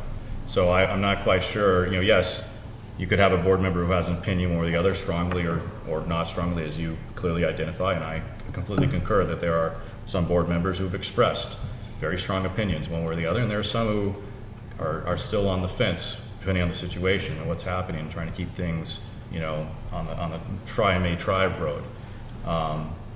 So I'm confused to how we would get from one board member to completely then disenfranchising perhaps that member because we're adding 2 other people, which is almost exactly what you said. If I were to turn that around to the other side, let's devalue that board member's input by putting 2 more people on the chain. And I don't think that's what you intended, but that's how I see it. Okay, well, then I appreciate you making the distinction between the way you see it and what I said or what I meant.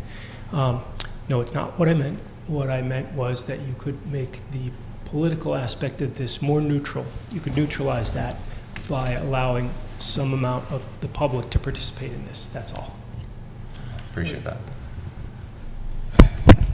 We are no longer members of the public, which is okay. I have a quick question. I'm sorry. I want to follow up on that, because it seems to me that you're suggesting that the 2 appointees from the Friends of the Prescott would have no bias. Is that correct? I'm not suggesting that at all. Right. It seems to be built in, though. I think it's a red herring, and I think that the board's expressed its opinion on this item. Josh, you want to comment? Go ahead. Yeah, if you wanted to include an aspect of a member of the public, the way you could do it with keeping it a 5-member board would be just change it from 2 members of the Prescott Board of Directors to 1 and 1 member of the public. Keep it a 5-member board, and it keeps the balance, and if anything, it creates more diversity.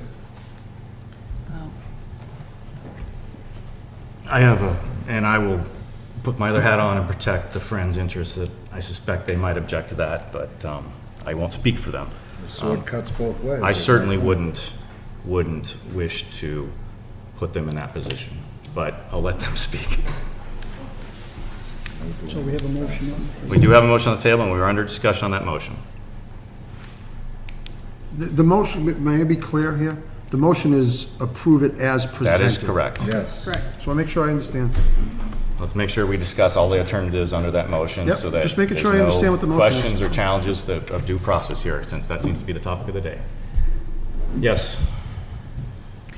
Friends of Prescott accepts the charge as written. We offered the idea of experts in 2 fields, and your point is well taken that we can ask them to come to the board when necessary. Those are the 2 fields where we think we need expertise, and we think that the committee is well balanced. It has 2 town officials, it has 2 Friends officials, and an administrator, the town manager. So we think it's well balanced. All right, thank you very much. Appreciate that input from the Friends. Okay, so we've heard from the Friends, we've heard from board members. All those in favor of Allison's motion to approve the charge as written, signify by saying aye. Aye. Aye. Any opposition? Any abstentions? Did I hear that unanimous? Yes. I did. Thank you very much. Does the board, I wonder let's if we come back to the appointment the after appointment. the election. Well, sure, it's not my problem. I mean, Fine. Item number 10, Mr. Chairman, we've opened the bids. Oh, sorry. Excuse me for a sorry. second, I apologize. We had invited town council to attend tonight Labor Council. The town labor council to attend tonight. Unfortunately, that individual suffered a vehicular challenge and has non-violent a non-violent breakdown. vehicular challenge, a breakdown, and has asked and has requested that if we can handle item number, the item under other business, consider ratifying the town manager's contract with that individual on the phone now, and then let that individual go, and then if we need that individual later, we can call him back. So I'd like to cover the item under consider ratifying the town manager's contract now, and we'll get Brian on the phone. Do you need, I have his number. you have his number? Call his cell. Yes. Yes, please. So we're dialing in Brian Mazur, who is the town's labor counsel, just to make sure that we have the correct advice and guidance on this item.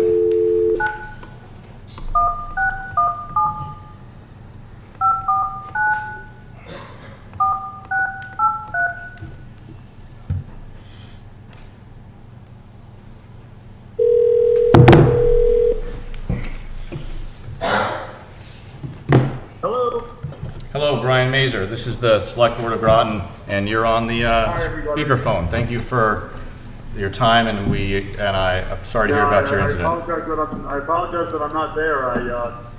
The car issues I'm dealing with right now are like I've never dealt with before, but I apologize. I should be there. Might I recommend a different brand? Okay. In all seriousness, I wanted to wait till Brian was on the phone to give this guidance. So currently we have a tentative contract that the town manager has, an offer was made and the town manager's accepted, and that is up for discussion right now. Okay. You may, and Brian, you may recall, we had this conversation that there is a posted executive session tonight to perhaps discuss this matter. That executive session is a placeholder only needed should a board member move that they wish to table this item in open session and discuss it in executive session, and that would require a majority of the board to agree, at which point we would stop the item in open session and continue it later in executive session. Is that an accurate representation of the discussion you and I had? Yes, it is. It is. Would any board member request some clarification on that item? I can reiterate it if it's not quite clear. So we have an item for open session to discuss ratifying the town manager's contract. If a board member wishes to have further discussion regarding negotiation or challenges to the contract, they need to make a request in open session, a motion in open session to table the current item and move an executive session to discuss it. And that vote has to be not only seconded, but approved by majority for us to move an executive session on this matter. Becky, you have a question? Go ahead. Well, given the fact that, as was mentioned earlier, we have an investigation and it's unclear, we have a draft report, apparently, that is maybe not complete. I am not in favor of ratifying a contract at this point. Would you like to make a motion to that effect? Or would you like to make a motion to discuss it in executive session? Excuse me, yes. Apologize, thank you. Yes. I move that we table this item until the executive session later this evening. Second. Ayes been moved and seconded. Is there any other discussion from the board? Apologize to the public. Due to the nature of the item, I will not be allowing public comment on this particular motion. Mr. Geiger, do you have any questions? Allison?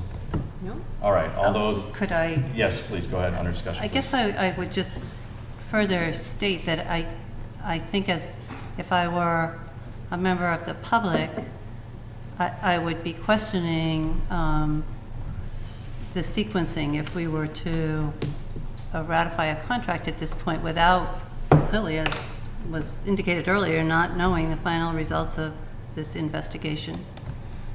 And so I see no problem with delaying this until because it appears that we're going to have that results pretty soon. Mr. Mazur, do you have a response to that from the process point of view as to contract negotiations and the conflation of the investigation? I mean, the board's decision whether or not, to hold a vote now to ratify or approve the draft is really a policy decision for the board. There's no legal impediment to moving forward with a vote at this time. It would just be a policy determination by the board that there's a desire to hold off on a formal vote until after there's been a more involved discussion in executive session on the other issue, but that's completely discretionary on the part of the board. Thank you. Josh Deegan. I see absolutely no harm in doing our due diligence, especially in light of the fact that the investigation that I thought was concluded is now has some dangling. Participles. No, I was thinking that word too. That's not the correct word. Yeah. There's some new But it's got some danglers that need to be answered. And as far as I'm concerned, we'll have the answers to those at the conclusion of the regular session and executive session. And I see no reason why we couldn't exit executive session at the end, should we go to that, and then come back to regular session later on to discuss in public ratifying the town manager's contract if we so choose. So with that said, I wholeheartedly support Board Member Pine's motion. Allison? So for me as an individual, we, through this negotiation process, have reached tentative agreement. And that's something that and I'm not implying others don't, but that's something that I take very seriously. For me, there was nothing in the draft report so far that made me hesitate as to my decision on the contract, and my decision would be to honor the tentative agreement. I think that the timing of this is somewhat difficult in that this is an important issue to be handled, the contract in open session and televised ideally, and that if we don't discuss this tonight, then we're delaying this several weeks, which I don't think is fair to our board, the community, or the town manager. So, under discussion, I think we're doing the public a disservice during the regular session if we don't highlight those changes or what we've come to agreement on as perhaps a delta from the previous contract with the town manager. Are either you or Josh able to articulate that succinctly, or do we want to go it through section by section on the contract? I'm sorry. Well, there's a motion. There is a motion on the floor, but if we have this motion, then we end the topic. The public has a right and deserves to understand what's in this contract as a tentative agreement. And if we wait until after our executive session, I don't think they'll have an opportunity to actually see that. Yeah, right. And I'd like to forward the public with the transparency and ability to hear what we've tentatively agreed upon, to know what we're discussing, rather than be in the dark about what's going on here. So I think that matters to the people. So are you proposing to just list the terms that have been agreed to? I think there's changes that we can discuss, and I think those changes are important, and certainly the whole terms are okay as well. I leave that to the discretion of Allison or Josh, or I'm happy to go through it section by section on behalf of the board. I'm open to And then, but still, the most recent version. and knowing there's a motion But on I the don't table, have a and we're copy. not, we're simply making sure we frame that motion with everything in the public visibility. right. So I guess I would be, I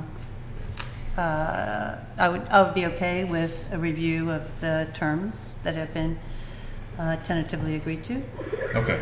But I would still prefer not to vote until after the executive session.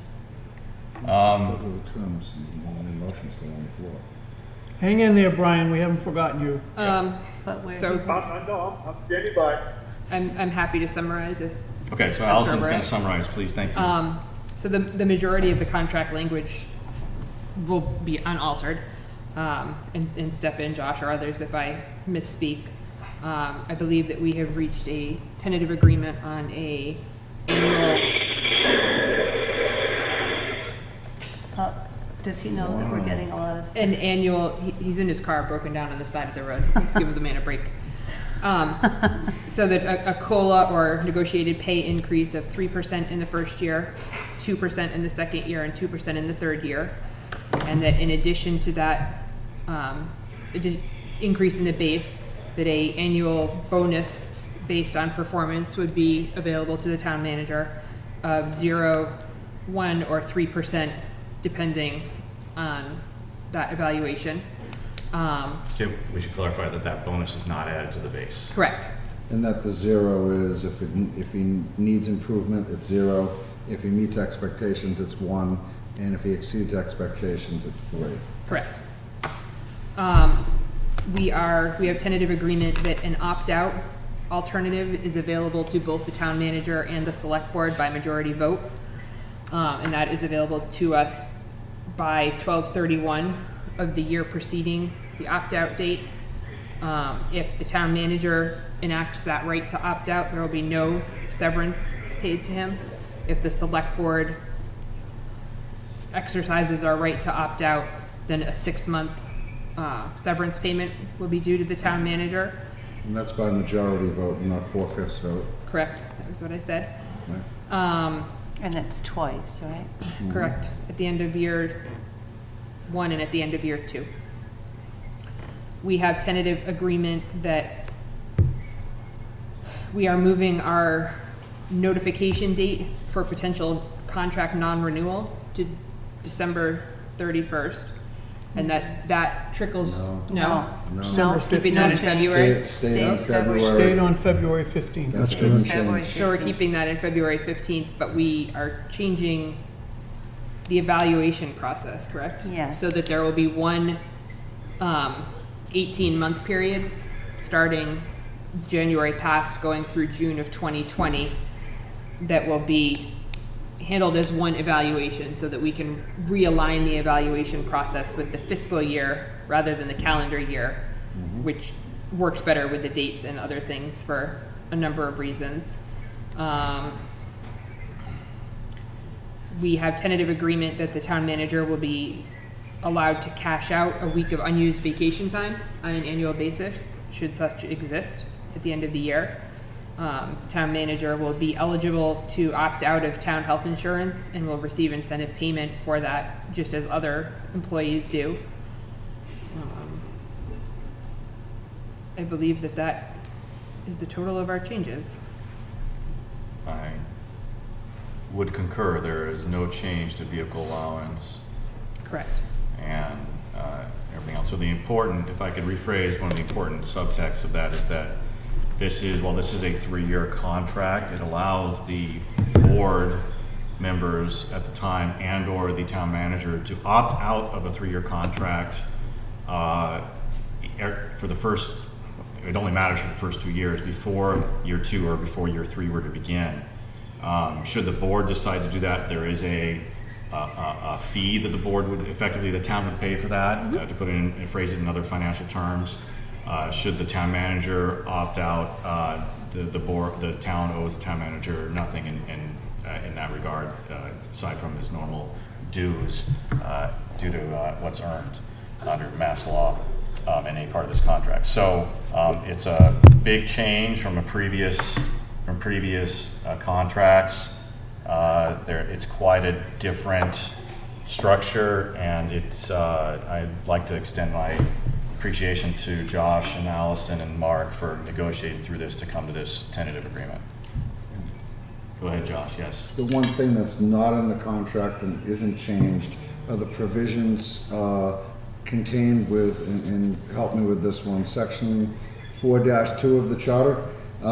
Is that the part that deals with the town manager? So if the town manager were to receive a vote of non-confidence by the board, that provision would require a 4/5 vote of this board. and that's what's still in place, that's what's within the charter. And that would trigger a 4-month severance pay, not a 6-month severance pay, as stipulated within the charter. Should there be some negligence performed or that occurred by the town manager, and we chose to remove the town manager by a 4/5 vote for such action, then no severance would be due. Is that correct? According to the charter, yes, it follows the According to the charter. charter.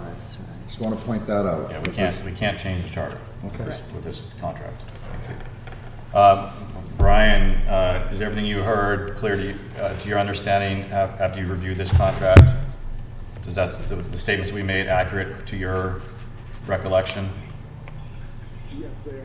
That's my understanding of what the potential changes are to the successor agreement. Yeah, Brian confirmed. Sorry, I had volumed him down too much and he didn't move as fast as volume him back up. So he did concur. Okay, so we have a motion on the table to stop this open session discussion and move discussion to executive session. Any further discussion on that? Seeing none, I'll call for a vote on that. All those in favor of the motion to suspend this topic in open session and go to executive session on it, signify by saying aye. Aye. All those opposed? No. Ayes have it. We will, Brian, we'll have to call you back during executive session. Okay. All right, thank you. This item is Good now luck with your tabled. car. Good luck. Thank you. Okay. All right. So, Mr. apologize for Chairman, that. we've Thanks, opened the Nero. bids for the library roof and the DPW building improvements. For the library, they received 3 general bids, and the low bid was from Greenwood Industries in the amount of $1,105,741. I've given you a breakdown of the base bid, 15% contingency, clerk of the works, OPM, $70,000, construction management with the architect, $90,000, for a total project cost of $1,431,602. When you take into consideration the CPC grant of $300,000, we'll be asking town meeting under Article 8 for $1,131,041. Just for the board's information, the annual debt service is approximately $82,000. That's based on a 4% interest rate over 20 years. It'll add 5 cents to the tax rate and cost the average taxpayer $22.95 annually, or $459 over 20 years. Library trustees are here to answer any questions that you have, as am I, but this is what we will be asking under Article 8. I will point out to the board what's going to happen based on a conversation with town council, the moderator, chair of the board of selectmen, chair of the FinCom today. I have yet to reach out to the library trustees. I apologize, the meeting ended just before this meeting started. We will ask the library trustees to make a motion to continue Article 8 until after Article 12, so that the CPC vote can happen before this happens, because if for some reason the CPC vote fails, then we don't have enough money in the original article, so the CPC has to go first, and then this article. So I'd be happy to answer any questions that the board has. Allison? So I'm struggling with the numbers. I thought that last time we talked about this, we were expecting a total in the ballpark of just under $1 million.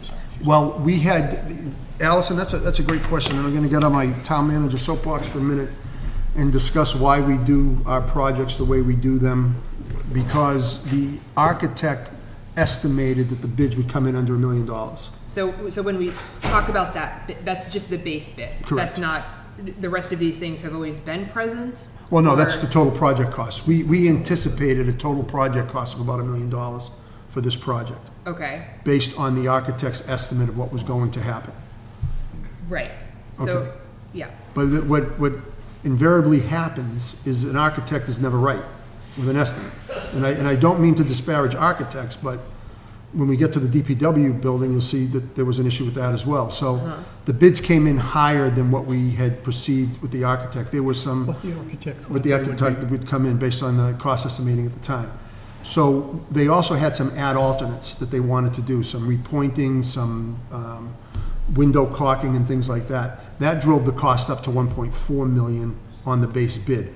The library trustees voted to remove that from the contract and just solely do the roof at $1,035,000, whatever that number is. 105, 105, yes. So the total project cost, you have to add in the contingency, you have to add in the clerk of the works, OPM, and you have to add in the construction management. That brought it up to the 1.4 total project cost, less the CPA grant. So And that's why we're asking for $1,131,000. Right, and that all makes sense here. I guess my question is, numerically, when we were talking 3, 4, 5 weeks ago about the ballpark of $1 million. 1125 was the actual ballpark, is what we thought the total project cost would be. Okay, so in my mind, that was everything. That Correct. was all in. Correct. And that's correct. Yep. So we now have a total that has come in over what we thought. 30% And we've over. reduced the scope? No, the library trustees, the whole scope of the original project was to replace the roof. While they were doing that work, they said, okay, why don't we try to get some other projects that we need done relative with regards to the roof at the same time? And they put that in as deduct alternates in the bid, just to get the number so they can understand what that would cost. The main project here is the roof. That's what this has been about from the start. And please, David, correct anything I'm saying, and Vanessa, anything I'm saying that's wrong. So when we were That's what these talking numbers are. several weeks ago about the $1 million, that did not include Correct, repointing and. correct, Okay. correct. And so one of my quandaries or issues all along has been understanding the cost breakdown between slate and not slate. Do we have any idea what that would have been in the real world as opposed to architect world? We never asked, when we bid it as slate, 100% slate. The estimate on the faux slate was why they decided to go with full slate, because I think there was like a $200,000 delta at the time. Right. I imagined that probably would have been the same. So it makes sense to go with the slate. David, correct me if I'm wrong. So in actual fact, the materials and putting the roof on is approximately $500,000. There are gutters that are included in this, so that the water coming off, there's flashing, etc.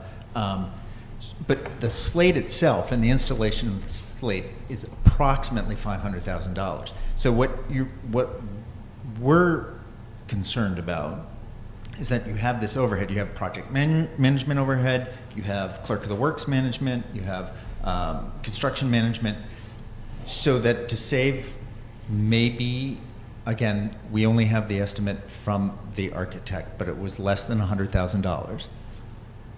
The product that is on the new portion of the library is deteriorating. We have a proven product that lasts up to 100 years in slate. The overhead cost is why we're pushing for slate. There might be a reduction in cost to go with a faux slate, but we have a proven track record with slate. The overhead costs, as you can see here, are monumental. If there is a warranty on the slate product, it is just on the product itself. It is not on replacing the product. It is only on the product, and they prorate the product itself, saying that we said we'd give you a 50-year warranty, you've had it for 30 years, you're only going to get 2/5 of your product. So that's why we are advocating for slate. The cost differential of the two products and the overall scope is relatively small.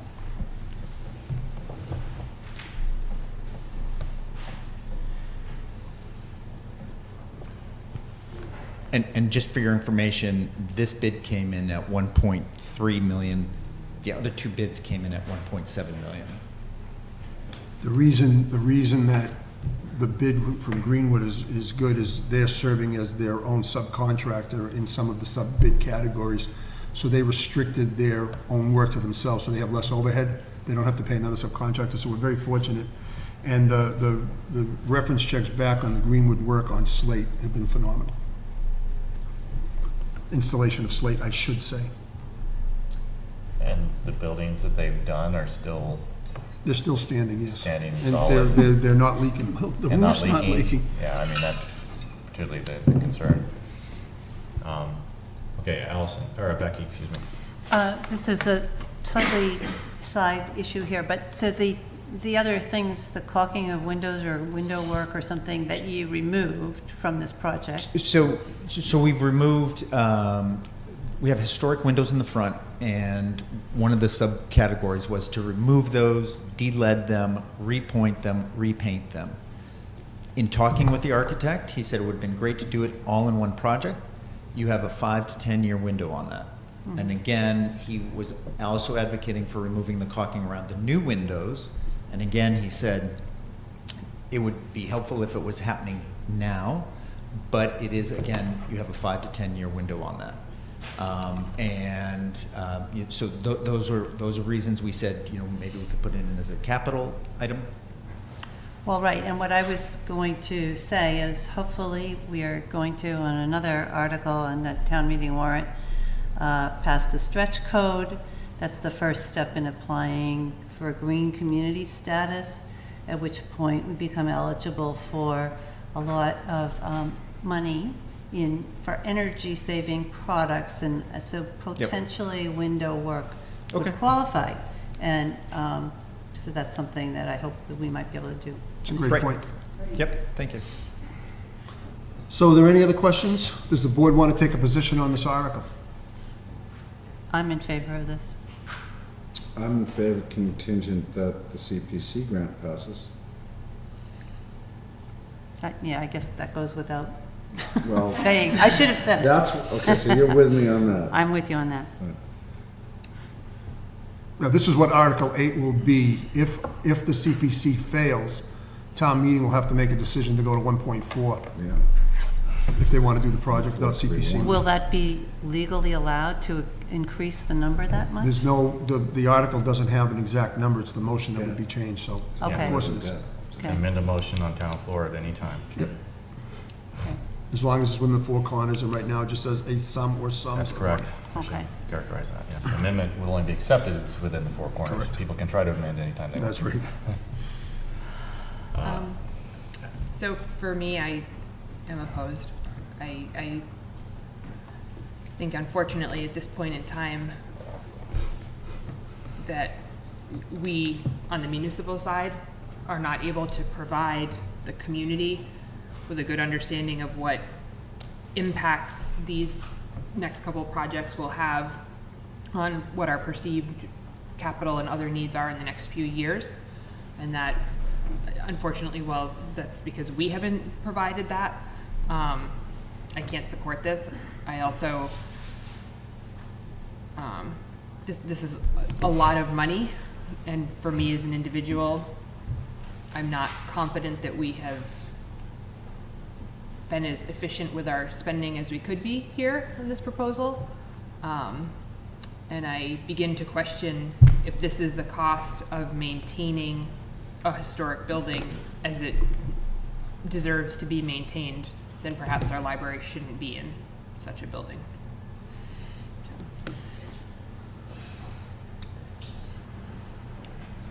I'm in support of this item. That's an interesting idea and consideration. I would ask, and my response to you would be, how much would it cost to build a new building to put the library in? But that doesn't matter. It's not what's up for debate now. To me, this I appreciate the conversation. It's a nice Understood. academic discussion. I mean, to me, this goes back to the town's ability to be an effective steward of old buildings. Yeah, I got you. I'm in support of Article 8. I'm also in support of the CPC grant. I will change my support should the CPC grant not pass. How about that? Would that be fair? All right, Mr. Geiger. I believe pretty close to a full year of effort's gone into looking at alternatives, considering alternatives. I think people have worked hard to come up with the best combination of cost and results and so forth. You think about a library and the roof leaking, it just don't go together for me very well. Especially when part of the library has all the archives or many of the archives of the town in it. So I support it. Let's get it done and move on. Okay, so the next article, from the frying pan into the fire, the DPW project. To give the board an update on where we stand with this, when we did the project discussion last fall, we anticipated a $4 million total project cost, including the money for the architect and everything else. We went into the design mode with the building committee. We discussed various ways to do it. We checked architect estimates. The original project was to renovate, and the same project still is, to renovate the main building because we have some code issues with that and some improvements that need to be made to that particular building. And then the idea was to construct a second vehicle storage building to house all of our vehicles.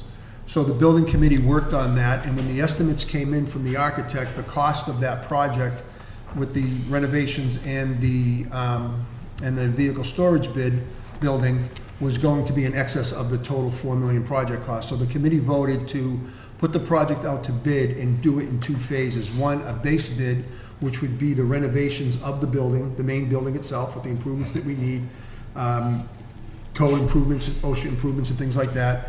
And then to do what you would call an ad alternate for the vehicle storage facility, and that would be a second building constructed. And we wanted to get the cost of that separated from the base bid. So the bids came in, and the low bid was from a company called Construction Dynamics, Inc., and their base bid came in at $2,763,000. That would be the existing building renovation. And their alternate bid for the vehicle storage building would be $1.6 million. Total project cost, when you add the contingency and the construction administration, would be $4.8 million, but Geld, as I indicated to the board last week, are paying for the generator. So that price would come down by $200,000. So the total project cost would be $4.6 million. When you add the money from the fall town meeting, that's another $200,000 that was appropriated. So the total project cost is about $4.85 million. We had set a total project cost of $4 million. So the bids came in $800,000 higher than what the estimate was back in the fall, when we hadn't really done any estimating or anything else like that. So the building committee met on Thursday morning to review the bids and determine a recommendation to the select board and the finance committee. And what they've asked to do is to split the motion under Article 7 into two parts. Motion A would be the project to do the base bid of $2.9 million.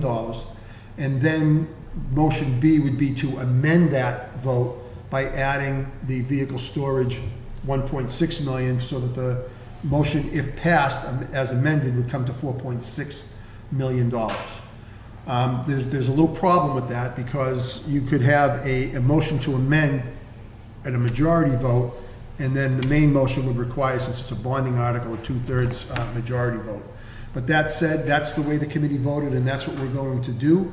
If you look at the base bid, the annual debt service would be about $209,000. It would add 12 cents to the tax rate, or $55 annually, or $1,100 over 20 years. If you add the vehicle storage facility, it will add another $126,000 in debt service, 7 cents, or $32.13, for a total cost of $87.21 for the total project, and $1,744 over 20 years. John sits on the building committee. John Amaral is the chairman of the building committee.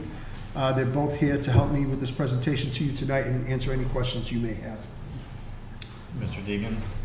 Yes, so just doing a little bit of math here. The contingency is only 10% here, where it was 15% on the library. And even using 10% on the contingency, 10% of $2.763 million is not $200,000. Oh, I'm sorry, let me correct that. The contingency is for the total project. We wanted to make sure that the total project had the contingency there, so. Okay, so the total project, the contingency is even worse off now then? Right. Yes, it'd be up to around 15% on the base. You're going the wrong way. The math doesn't Hold work on. up there, Mark. 10% of $4.4 million roughly is not $220,000. You're like a 5%. May I provide clarification? Yeah, please, because these numbers are not The adding up. 10% is what's mistaken up there. It is $220,000 and is roughly 5% of the total hard cost. And in discussions with our committee and with the architect, we determined that the way that these bids were received, and the work that is being done, that a 5% contingency would be more than adequate to support this project. So then, John, if you were to stick with the 5% contingency on the base bid, then if alternative 1 did not move forward at town meeting, then that contingency would be reduced? There was discussion amongst the committee as well that there are other items that need to be taken care of under that base bid, which includes some work to the site. And Tom Delaney has volunteered for his people to do some of that work. It was a way to help bring some of the costs down. We felt that if the alternative number 2 was not approved, that by keeping that money in the base bid, it would allow us to do that work that was part of the original scope, and not be simply passing it off. Tom is stepped up, he's volunteered to do it. I don't know if that fits into the charter of what the DPW is, but it was a way to save money, and so we look at it as a way to make sure that those items, there was some pavement involved, there was a cistern, there was some work to the existing septic and leach fields up there. So we would like to keep that above the line in the base bid and that contingency where it's at. No, I understand that, but, I just would like to see that number, first of all, clarified to be a 5% contingency, and to explain and footnote why that number is what it is. That should say 5%, I'm sorry. Look, I'm sorry, I'm analyzing this. Tom, before you go, please, let me just continue before I lose this train of thought.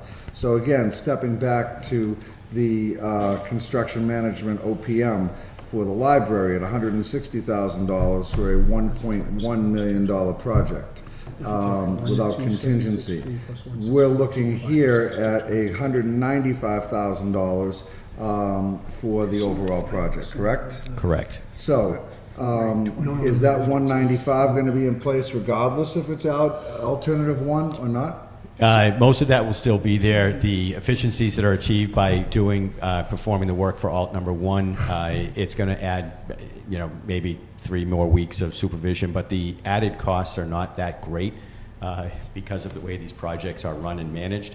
We would be mobilized and on site, so as certain subs finish their work on the base bid, they were simply rolling right over into that new building. You've got all those efficiencies of having mobilized once and being on site once, so that number is not going to change very much at all, if any. So the final question, I guess, would be more for the town manager here, would be, let's make an assumption that the library passes a town meeting for the roof, and that the DPW either with or without alternative 1 passes a town meeting. Could you hire 1 OPM and 1 clerk of the works to do both projects and oversee them, because it's all going to be one debt exclusion and save some money? That's our plan. So, would that number come down because you are merging these so you have economies of scale?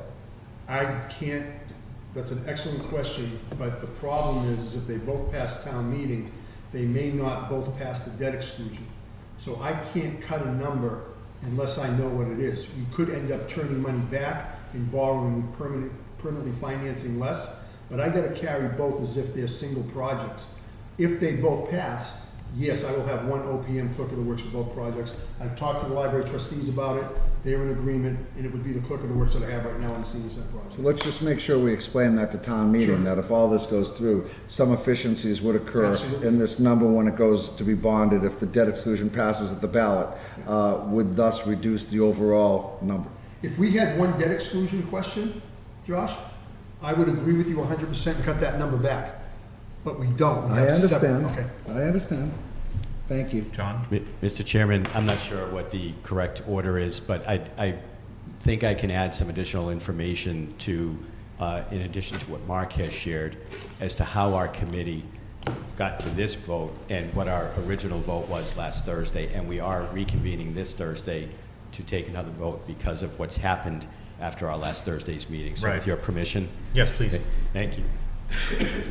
We felt that because we had gone into the last town meeting in the fall with a number, and again, it was an estimate by the architect, and that number was $4 million, that to come in at in this scenario, just over $4.6 million, for us to recommend the full approval of that base bid and that alt number one would not be consistent, and we would not be adhering to the responsibility that we took on as a committee. There was a lot of talk about that. So there was a motion made at our committee, seconded and approved unanimously to, under one warrant article, have two motions. One motion for the $2,768,000, which was the base bid, and another motion for the new construction of the vehicle storage facility. The town voters would then have, and that was the purpose of the way we set this forth, was to bring this to the town meeting floor, let the voters at town meeting decide. We've been consistent in that our mission was to bring all this information together, vet it out, get the bids, and then bring it to the town meeting floor for a vote. And I apologize for my cough. We would. We'll blame the viruses. It was explained after we had closed that committee meeting, and Mark informed town council that this is what we had approved. Town council said, unfortunately, that doesn't work because this is going as a debt exclusion and it goes to townwide ballot. We needed to have one motion, and we couldn't split it up in two. So the town council recommended that we go this route. We have not approved this as a committee. We intend to bring this up at Thursday's meeting. But again, we were very concerned that we not bring something back to the town meeting floor that was 20% over what had been discussed at the last town meeting. Yeah, to clarify what's happening here is there was prior to town meeting every year, the week before, the chair of the select board, the chair of the finance committee, the town moderator, the town council, the town accountant, the town manager, and the town's administrative assistant. Did I get everybody? Oh, and the town clerk. Very important to have the Very important to have the town clerk. All get together to kind of review the warrants and the motions, kind of try to understand how things are going and how to make sure the people on the town floor understand it, as well as legally make sure it's required. So we appreciate you guys being willing to take that collaborative awareness and go back and help us understand if we can do this with your committee's permission. Absolutely, and we do have one concern, as Mark stated. We, as a committee, firmly are in agreement that we need to do something down at the DPW facility, that the work needs to be done. Yeah. Our concern will be under this format that, as Mark stated, if the amendment gets approved with a 50% majority, and then we go to vote, and it requires 2/3, and it doesn't get approved, then Mark, I believe, at that point, does that mean we've got zero? That's that correct. Nothing gets approved, That means and there's we're no right project. back to square one. Yep. And that's why we're reconvening this Thursday, and I can't tell you how the board is going to vote. I appreciate that, and 100%. There's risks to all this, and Thank you. absolutely understand. Lots of hands. Who would like to go first? I'll say Becky first, and then we'll go this All way. right, I have two questions. Back to why a 15% contingency in the library and only 5% on this? That's an excellent question. The reason for the 5% on this and the 15% on the library is they did some testing on the library roof. They didn't test everything, and there could be some real problems once they rip off the slate roof that are unknown right now. I see. So the library trustees made an excellent conscious decision to put a little bit more contingency. If they don't spend it, it'll get turned back. We won't permanently finance it. But that's why, Becky, it's a good question. All right, and then I'm very confused. At this point, the plan is, could you state it again? The plan right now is to put a main motion on the floor of $2.9 million. Okay? That would be for the base bid. That would be the renovating the building. With the contingency fee. Correct. And the construction And all that, administration, yes. OPM. Correct. And then what's going to happen is, before a vote is taken on the 2.9, someone from the building committee will make a motion to amend the amount by 1.6 to 4.6. Okay? So then town meeting will debate the vehicle storage building and decide whether or not to increase the amount under the original motion to 4.6. If town meeting votes by majority vote to do that, then the main motion is amended to the new amount, which would include the base bid and alternate one. Right. Town meeting would then vote by 2/3 whether or not to agree to that price, and then the ballot question on May 21st would be to exclude the full amount. Should town meeting not agree to amend the main motion by increasing it by the $1.6 million, the main motion would be 2.9, and only the base bid, the main building would be renovated, and that's what the people would exclude under the ballot question on May 21st. Does Mark, that and make that sense? still would require the same two-thirds vote to be approved at town meeting. At town meeting, any Yes. bonding authorization has to have 2/3. To amend a motion, Only has to have. it has to have a majority. Majority, That's right. why it gets to be a little bit of a conundrum and a kabuki dance. Because there's with no town meeting. guarantee I always wanna work that that if in. half want to amend, that 2/3 will want to approve. Correct. Just an indication that more than half want to move forward, and that's the meter, and you get 2/3. So now, I apologize, I have a third question. Go ahead. So, from the highway department's point of view, if the second chunk is not approved, what's your feeling? So, the base bid, the 2.9, is going to get us health and safety in the main building. We're going to, since there are new requirements of things we have to do, like in one, which is a DEP mandate, is a wash bay, we're gonna lose space in our main building. Once we build this building, I'm gonna have less space than I had before. That's why we need the vehicle storage. That's why we need the vehicle storage.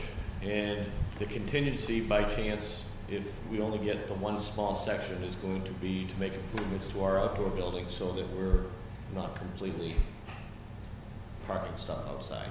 So,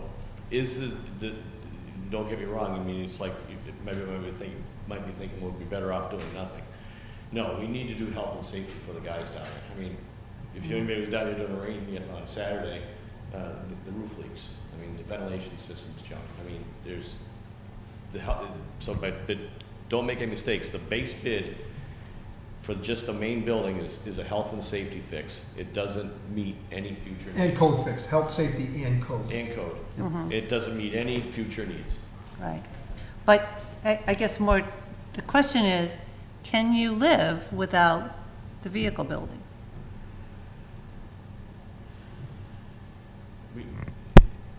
Can we live without it? We're gonna find a way to live without it. I'd rather be crawling over trucks than have the guys working in the conditions they're working in now.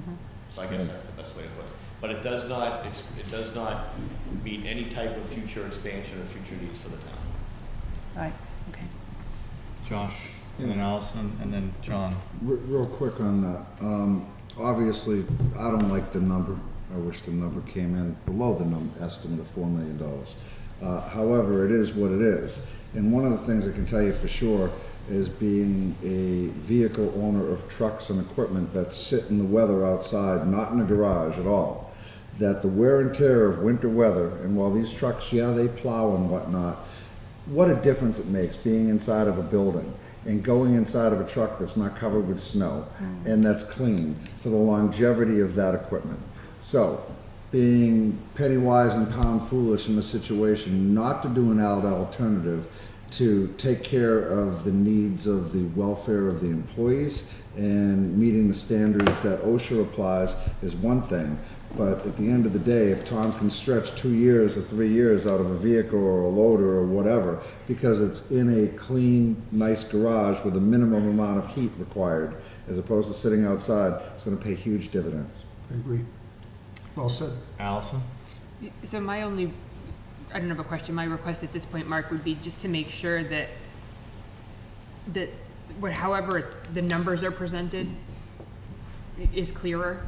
Kind of, at this point, I feel like motion B is line 2, and it's sort of embedded in the middle of things. So maybe if that were taken down below and there was total Article 7 motion A request, and then, something Right. so that it's visible that way. I was trying to do this in a way, but I understand what you're saying. Absolutely.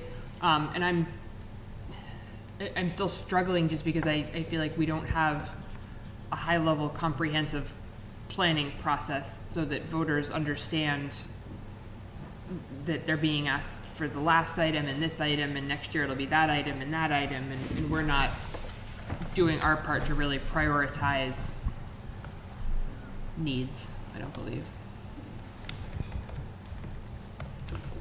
Mr. Geiger.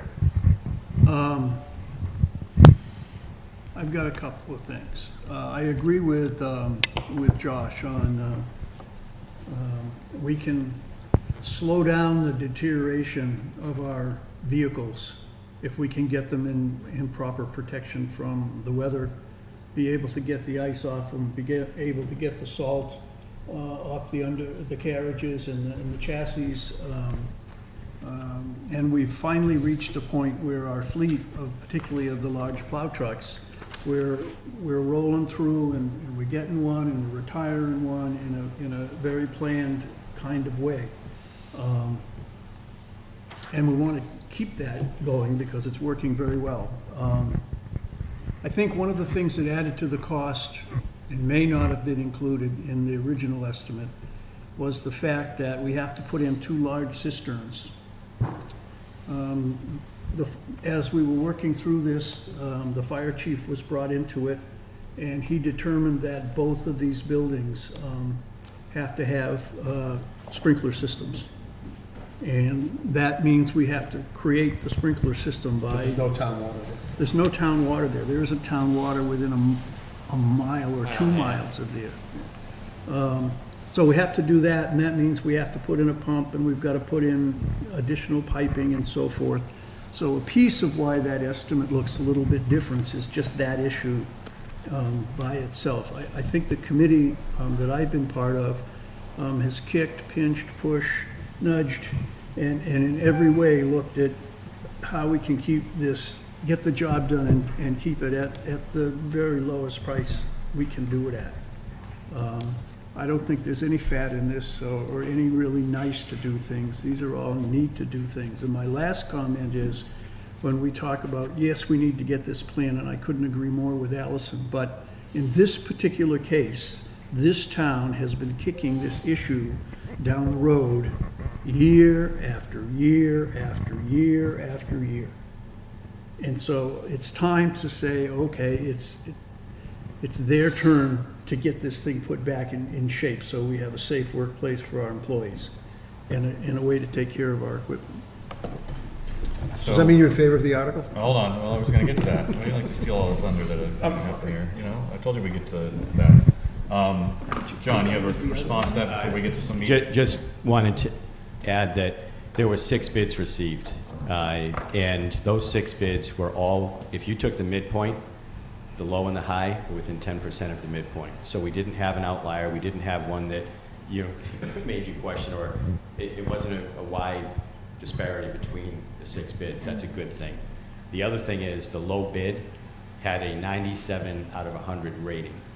No complaints on file. So we're not getting a company, at least by the records that we have seen and we've been made aware of through Yeah, the the state. DCAM rating is very high. It's very high. So that's all I check in the plus column and just reinforce the process we've gone through. Okay, Tom, you got your hand up, Yeah, yes? just one more quick thing. So one thing that, there was the one option that we did have in the new vehicle storage building did have it was a pitched roof and a mezzanine so we could store barrels and cones and stuff. Just to let you guys know, that was $600,000 we already cut out of this original bid. That was the only option that was in the building besides the regular building, and we already took that out. Yep, that's a good point. Okay, board members, the town would love to hear where we stand in this article so that they can make some decisions prior to town meeting. Also to note that the town moderator will be asking the boards to articulate their positions on certain articles as they go through them, just to make sure that the town floor is aware of the advisory capacity of both the FinCom and the select board, and just any other boards that might be relevant. I will start and say I'm in favor of this item. The total cost? The total thing. I think it's necessary. I think it's challenging to not protect, hundreds of thousands of dollars of equipment over the lifetime of, a 20, 30, 50-year structure. I think the amount of damage you would do to vehicles would far exceed this number over that period of time. So I'm definitely in favor of this. Anybody else? I'm in favor of it. The whole thing or the whole thing? Okay. So 4,620,250, to be exact.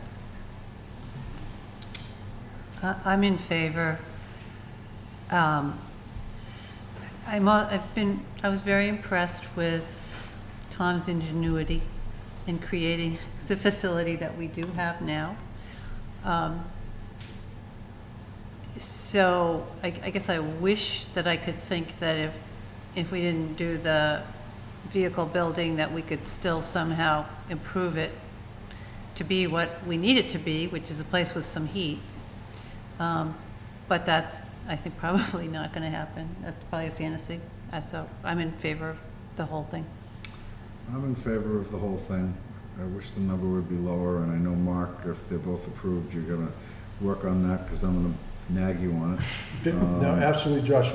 We will not be permanently financing these projects until they're done, and that's because they're both 6 months in duration. We can wait until the fall to permanently finance them. There's no rush, so you're right. So I'm in favor of the base bid and the ad alternative, because it doesn't protect hundreds of thousands of dollars worth of equipment. It protects millions of dollars worth of equipment. Just to get that clear. It's a lot of equipment in there, Tom. After Allison gives her position, I have a question that I want John to hear the answer of, so. Okay, Allison? So for me, this is more difficult in that there's in my mind anyway, a much more significant life safety issue with this building than with the library. And it's a new building. Yes, it is. But for consistency's sake, I can't support this until we have appropriate planning in place for the bigger picture. Okay. So you have 4 supports, 1 does not support. So the building committee is meeting Thursday morning to finalize their position on what to move forward. How to move forward. How to move forward. So my question to the select board, to the building committee, is to avoid confusion at town meeting, would it make sense to bring one number forward under motion, under Article 7? That's my question. I know you guys are going to be debating it Thursday morning. I wanted you to hear from the select board. Can I ask for a point of clarification on your question? Of course you may. Please do, because I'm going to ask for one also. Are we mandated to take your recommendation, or does our committee have the responsibility? It's your committee has the responsibility. And on the floor of town meeting, people can make, again, within the 4 corners, any motion they want to change, abridge, edit, any number they want, right? I'm very appreciative of this discussion tonight, and this will be a part of our... That's why I asked the question, John. That's why I asked the question. No, we're not telling, well, my opinion is, we're not telling you what to do, right? That's for you guys to tell us what you'd like us to present to the voters and how this gets done. And I think you're right. I think it's a toss-up 50-50, which way you think about it, right? You could have, you could have a challenge and you could get nothing, or you could get it all, or you get half, right? I don't know. It's always fun when you do a town meeting, right? Josh, you got a comment on that?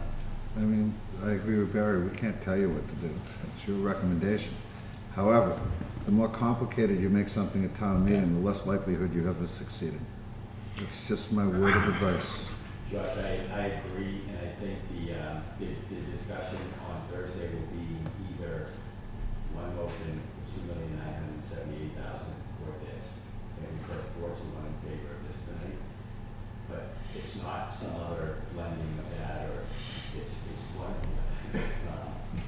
And this is helpful, this discussion, and thank you for sharing your advice. Thank you, John. Could I John ask? Geiger has a question No, first. I don't have a question, I have a statement. Yep. I think it's worthwhile pointing out that Geld is teaming up with the highway department, and the highway department is teaming up with Geld to put this generator out there. The generator is going to be owned by Geld, not by the highway department. They're going to allow the highway department to use it as their emergency backup generator. But they've been looking for several years for some place in town to put a large generator where the noise wouldn't be bothersome to people around it, so they can help keep your electric bill down. So there's a little connection there that has some value. We can't put the dollar and cents around it yet, but they do a pretty good job at keeping that rate down. They do. And this is going to become part of their toolkit for dealing with the surges in very cold winter and summer air conditioning. Becky, then John. Before we leave this topic totally, I would ask the town manager to check into whether there's a chance that that the Green Communities Program could significantly contribute to the vehicle storage building. Because if that were the case, then we might decide as a town to go with the smaller amount for the building and hold off a year for this vehicle storage building with and put that on our list of things that we want money for. I'm going to assume no. I think but it's a I'll long look into shot, it. but I'll I look think into we it. ought to. I will absolutely look into It's it. a good bet, like just make sure Right. we've scoured all the sources of money before we bring it to town meeting and ask But them the for money. building that's there now doesn't have any heat in it, and the new building will have heat. Right, but they're in favor. So they're- Less green. They're in favor of Is it less things that green? reduce energy No, use. it's just, We're gonna build something. Yeah, I remember the architect talked about that, like the LEED certified buildings and Right. stuff like that when they were building that. And the cost that you have to add to get that infrastructure kind of backs you out of the savings, I believe. Is that- Yeah, I if I'm think- wrong, I John, think- I do remember Greg But talking we're gonna about build that. it. Yeah, to Members Pine, there are opportunities, there might be opportunities for the town to get grants for green, not necessarily for this project, for other projects we're doing, which, because it's going into a building-oriented fund, the town has discretion to spend it on building projects. I'll check with Kelly Brown, and I think that's I'll how get an that answer. works. Okay. John, last point you of- did say you could continue, please. Thank you, Barry. We took our charge very seriously. We wanted to make sure that the town voters got to vote on this warrant article. But we also take very seriously our responsibility to the people that work at the DPW department and the job that they've done. So the discussion on Thursday is not going to revolve around, it revolves around, do we feel that, are we willing to take the risk that we could end up with nothing? And that's what it comes down to. And it's not that we think that providing both buildings is not justified or appropriate. We are going to be weighing and talking about that risk that exists under this format and presentation. Thank you, John. Appreciate that. Mr. Chairman, when the board appointed Brooks and Durancis... Hold on, we're going to table this issue to a following meeting. Oh, okay. Let's skip this one. Okay. Mr. Chairman, attached are the article assignments. It's on page 27 of your packet. I don't want to jump ahead to it. You've seen them. I did what the board asked. I flipped a coin when two board members picked the same to determine who got what. I hope you're all happy with them. Anybody Becky- want to reflip? Well, no, Becky, one issue is we had given you the Neshoba Tech roof article. Today, when we had our pre-town meeting review, the moderator asked, why isn't our Neshoba Tech rep making that motion? So Okay. I'll be reaching out to him to ask him if he wants to. Right, I'll let you know. totally fine. Okay. I have a question though, I want a clarification here. Yes, please go ahead, and then I've got something on this as well. You list, I don't actually remember what I said, the budget, which is Article 4. Yep. You list that we were 4-1. Am I the one? No, I'm sorry. We're actually 3-1 to 1. Do I have that wrong? No, You it's were in- at town meeting. It's in the warrant correctly. You say here. Oh, sorry, that's a 4 to typo on 1. that list. Okay. You Okay. were 3-1 to 1. And I was. At town meeting. Going to be at town meeting. Correct. Okay, I just wanted to I'll clarify. fix So that. since you brought that up, Yes. are you prepared to make, are you prepared to state a position now? So I actually am prepared to state that I'm opposed. you're opposed, okay. Yeah, so you could change, but the warrant's already out, right? Right, but it matters because then people hear it here, that you're Right. opposed to it, and then, we have it available to us before, when the motion's made on the floor. So the select board is 3 in favor of the budget, 2 opposed. That's what it And sounds like. who, you were the Deegan other and opposed? Deegan and Pine. And you're opposed for a different section of it? No. Or I'm opposed? I have no idea why you're opposed. I'm opposed because of the additional firemen. Okay, well, Okay. that's not why I'm opposed. You're opposed because of the use of I'm E&D in the school, I'm right? opposed because of the E&D reduction from the regional school district, which everybody said, well, why would he be opposed? That's, you know, hundreds of thousands of dollars back. Because next year, we're gonna pay for it twofold. And that I would have rather seen, as much as I don't like to say, an override, question. So therefore, I think that, again, I'll use this word and I'll preface it, Mark, this isn't you, but there's manipulation had to occur in the budget to keep us under the levy limit due to the reduction from the school district, which basically is an aberration, which makes things look fine. When in doubt, I believe they will be far from fine next year. So, I will, give me a second, Mark, please. I will state that I appreciate and I'm glad that people have opinions on this. The town moderator has made a statement such that, you know, if people are opposed to something, that's great, but if you don't have a motion to move forward as part of your opposition, you know, what's the benefit to town meeting, right? So he is looking to understand, you know, does anybody have any changes they want to make in these oppositions, and he's willing to offer the opposition an opportunity to state that case and make those motions. So I just want to lay that out there, that I think there's a So at perception. town meeting, basically, I could lay out a proposal to have an override? That's, basically, I mean, there's a perception, no, the board would have to call for a vote before June 30th. Yeah, there's a perception that, If I may, just to follow up on your point with Select Board Member Pine, what you may want to do is, if you have an issue with the firefighters, instead of being opposed to the whole budget, you may want to move to amend the protections of persons and property. And if you want me to give you numbers to help you, I will be more than happy to do that. But as being opposed to the entire budget, you're Right. actually opposed to the protections of persons and property. That's, Fine. yeah, I would like that. Thank All you right, for I'd all be Yeah. more than happy to do that. And Josh, Unfortunately, the you warrant- and I can talk too on how you want to do it. Yeah, I mean, I have no problem framing it at town meeting if there, an explanation needs to occur. But Mark, you and I are gonna have to go through some numbers before we do that. Okay. I think I know them, but let's get them sound. okay, going on to Article 5, John, you were deferred on the OPEB contribution. Do you have you been able to figure that, your stance on that? This is Article number 5, appropriate FY 2020 contribution to the OPEB trust. There was 4 in favor and 1 deferred. I'm deferred because I want to make sure we got the money.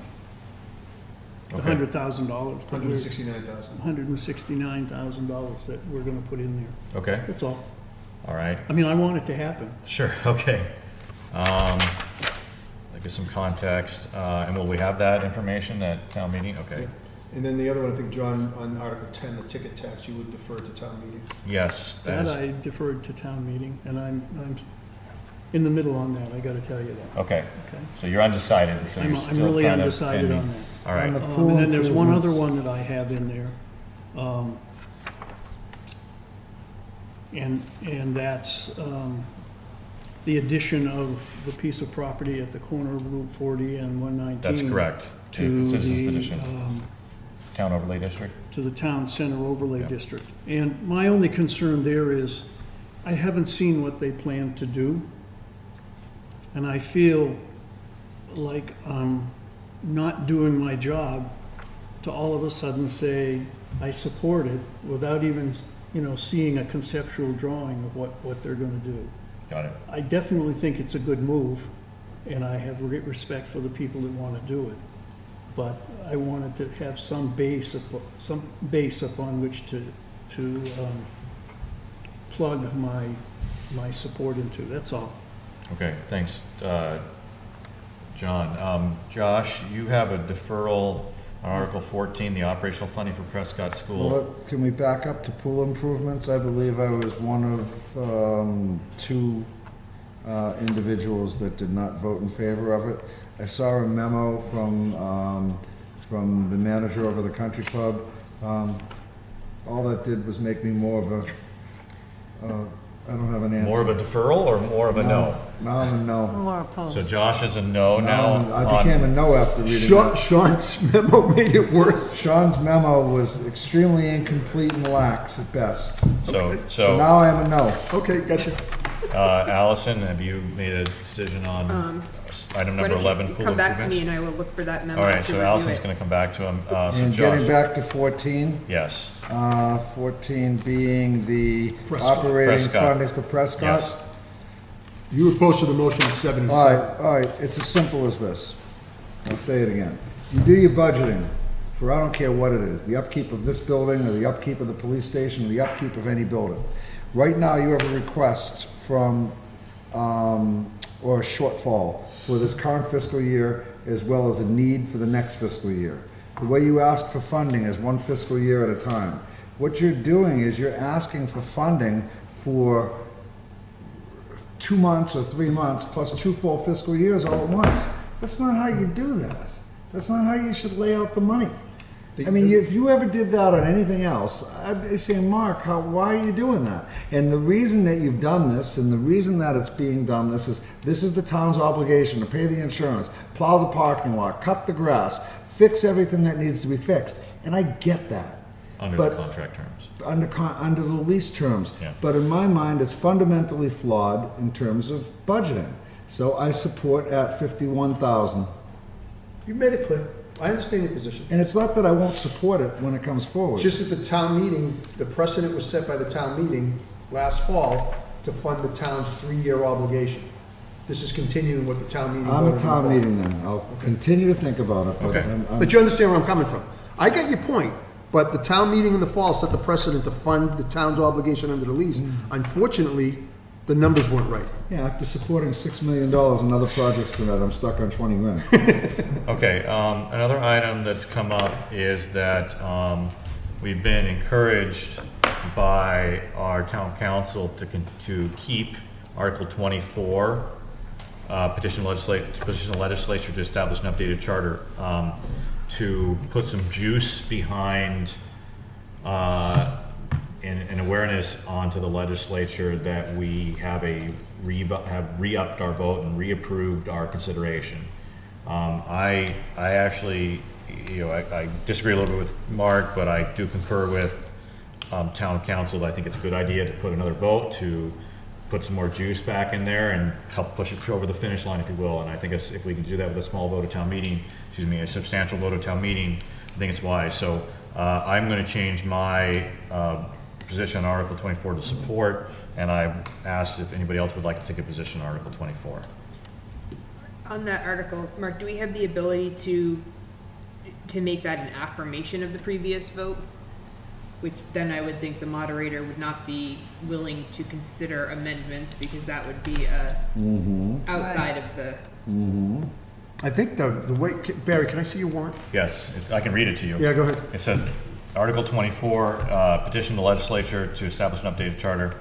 The article in the warrant reads, to see if the town will vote to authorize the select board to petition the general court to enact legislation that would establish an updated charter for the town of Groton, substantially in the form on file with the office of the town clerk, and to authorize the general court to make amendments thereto before enactment by the general court, which shall be within the scope of the general public objectives of this petition, subject to the approval of the Groton Select Board or take any other action relative thereto. Yeah, so Allison, the answer to your yeah. question is that's not an affirmation. Yeah, it's the four corners, it says.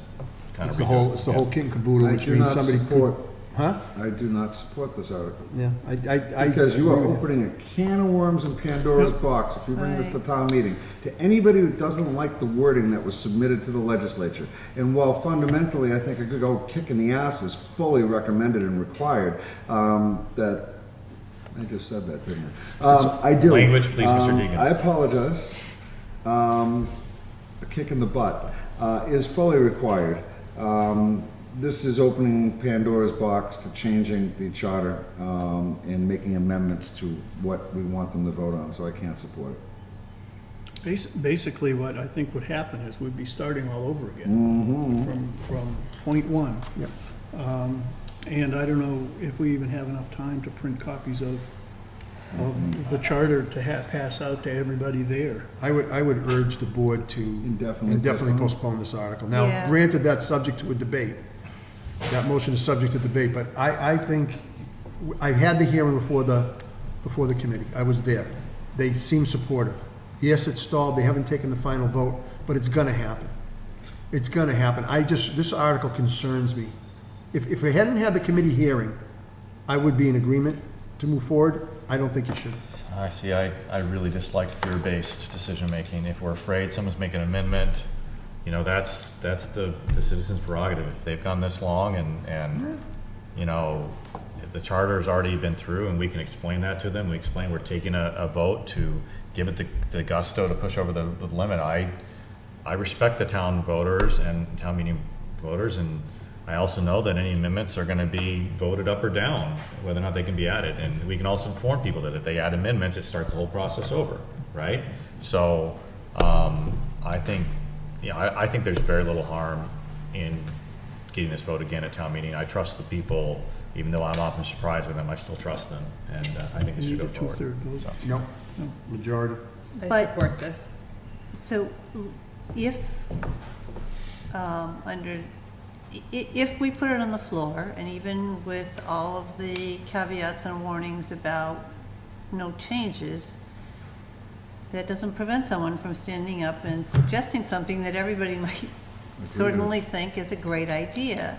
And if a change is made to it, then that sets the process way back. Start from because- ground Takes it zero. back to zero. Yeah. Puts it back to zero. That's- So- I was just gonna say that. So it just, I mean, I think it's foolish to do that because it's already partway through and should go through the rest of the way without problem. It's been through the committee hearing. So if somebody had a good idea to amend the charter, whether it was passed or not, they should not have an opportunity to have it at town meeting? And if it's a good idea and the majority of They town meeting had that agrees to it? opportunity 2 years ago. Okay, times change, things change. What if the charter were passed and someone filed a citizen's petition to amend the charter? Which happened, by the way, we actually had amendments to our original charter happen on the floor of town meeting after it had already gone through and been approved by the legislature, right? Correct. And so, to me, there's no difference in that process except for the fact that because this one's not approved, we have to go back and restart this submission process with the amendment. Yes, that starts a little bit of cycle over, but it's the same thing to me as if someone were to come forward. Perhaps the distinction there is that at least we had the charter established, the current to date charter established before those amendments were made, and we've been struggling to get what we consider are significant improvements of the current charter through. I can understand not wanting to delay those. I do not understand taking away the public's right to have a good idea and give us that input and possibly restart the charter process. If the public knows and understands what'll happen, they can weigh the idea, whether it's good or, whether the value of the idea being good against the restart of the charter process and what's in there today and what will be delayed as a result. That's just my opinion. I hear what you guys are saying. I don't like fear-based decision-making. I always would like to go trust-based decision-making. But the problem is, if I may, Mr. Chairman, is that the town meeting has voted twice on this charter, 2 consecutive years. 2017, they voted to amend it. 2018, they voted to keep the amendments and then change the name Board of Selectmen to Select Board. I don't see why a third vote is going to help push this thing across the finish line. You've already had 2 votes at town meeting. I was opposed to town council putting the article on the warrant in the first place. I'm opposed to this article moving forward. I understand. But I did it because the board directed me to do it. I don't think it's a good idea. Plus, we haven't given the community much of information about this coming up. Right. Town meeting. Well, we have talked about it during the public hearing. We have. On the warrant. And But it's certainly, limited. one thing that Mark is 100% correct on is that when Ways and Means had the meeting back on April 9th, was it? Yep. That only positive things occurred, and that the bottom line here is again, Barry, you're absolutely right. Town meeting has the power to amend the charter. That's their right at any point. But right now, all we're really talking about is giving a kick in the pants, is that better? In terms of getting this across the finish line. And that's what I want to see happen, and I think that there's no need to do this at this juncture, as much as town council did recommend it. So I would suggest indefinitely postponing it. Nobody from state government has come and told us we need to do this. That is correct. Well, someone from state government will be here on Wednesday, and perhaps one of our board members could quietly get an opinion from that individual on what they think they can do and what the status is. I think give it's some guidance. entirely worthwhile for us to. Hypothetical idea. I think we should definitely alert him to the need to get this charter approved. I mean, the reason I'm opposed to putting this on the warrant is that I don't even believe that it will serve the purpose that supposedly we'd be putting it on for, that our voting it again is going to somehow motivate people to, at the State House to, or in the legislature, to act faster. I don't think there's any proof that that's going to happen. The Senate has Politics is not accepted our logic, though, bill. so let's just caveat that. And Sorry, the Senate has accepted Went to the joint bill, committee. and it's gone to committee. So it's fine. So it's on the right path. So- we've taken up positions. So I move to, But we can't make a movement right now on anything where in this article except positions. no, can I move to? No, not your position. You can move to indefinitely do that postpone the time. article. Move to. Only on the town floor. You can direct me how to write the main motion that goes on to the town meeting. Yes. I move that we That's what you can do. We can. postpone this article indefinitely. Is that what you were suggesting? I'll second that. Yeah, because you're going to need a majority vote to postpone it indefinitely. Yep. So people still have a chance, if enough of them are interested in doing something. Still subject to debate. Mm-hmm. Mr. Chairman, please call for a vote. Sorry, I'm thinking. It's hard to be chairman and be an individual sometimes. I apologize for that delay. I'm sorry. That's okay. A little bit of Gumby, folks. You had it right. Okay, any discussion under the motion to request that the town manager, if I heard it right, I'm just trying to re-articulate it to my brain, request the town manager preface the article at town meeting with a motion to indefinitely postpone. So that's going to be the motion. That's the motion. Yep. Indefinitely motion. postpone. All right. Any discussion on that item? All those in favor? Aye. Any opposition? No. So So perhaps I we heard that 3-2 to Perhaps- craft the motion that way. Perhaps, Thank you. wait, This is excuse a- me, but perhaps Barry shouldn't be the one to present it. Why? Because I Why? can't You can present do that. the board's position properly, Well, being a I member of mean, the if you board. don't want to. it's I don't have any problem presenting this and telling the people that the board supported it 3-2 for majority, Okay. and Can- it won't change Since people's mind either, so. Mr. Chairman, since we have some executive sessions, it's getting late, and this is probably going to be a lengthy discussion. Can I bring back item number 13 to the next No, meeting? please, No. no. Let's just dispose of All this. right, we did not please. receive any bids for the sprinkler system project at Prescott. Mr. Chairman. When the Prescott Building Committee hired an architect to put together the specs for the sprinkler system, they did it as a design build. We advertised it as a design build the first time, and we received one bid for $180,000 2 years ago for the sprinkler system. We did not move forward with it at that time because we only had $50,000 estimate to do the sprinkler system for the first floor. So Tom Delaney and myself, or Steele, didn't have any input into the development of the specifications. So what we did is we contacted 2 contractors. We had them tour the building.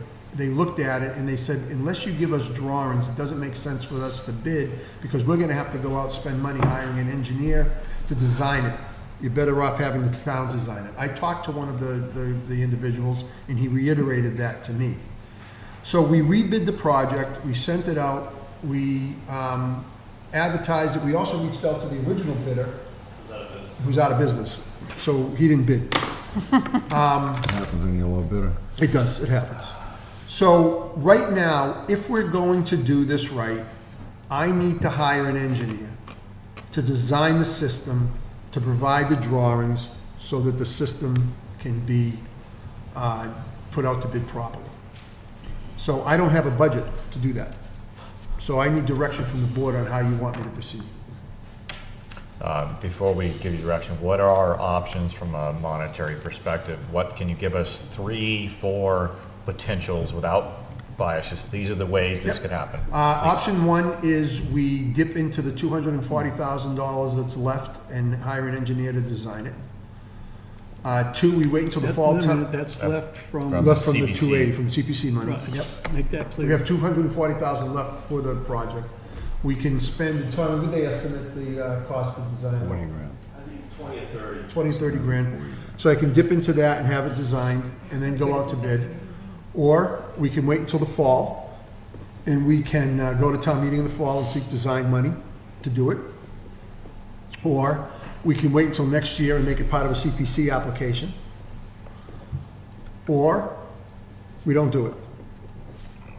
Is The there problem with not doing it, though, is not doing it hurts the leasee, because that'll prevent them from ever using that second floor. Is there another option perhaps? To, Somebody can donate money to pay for the design. Or, okay, I'll add that's a 6th option.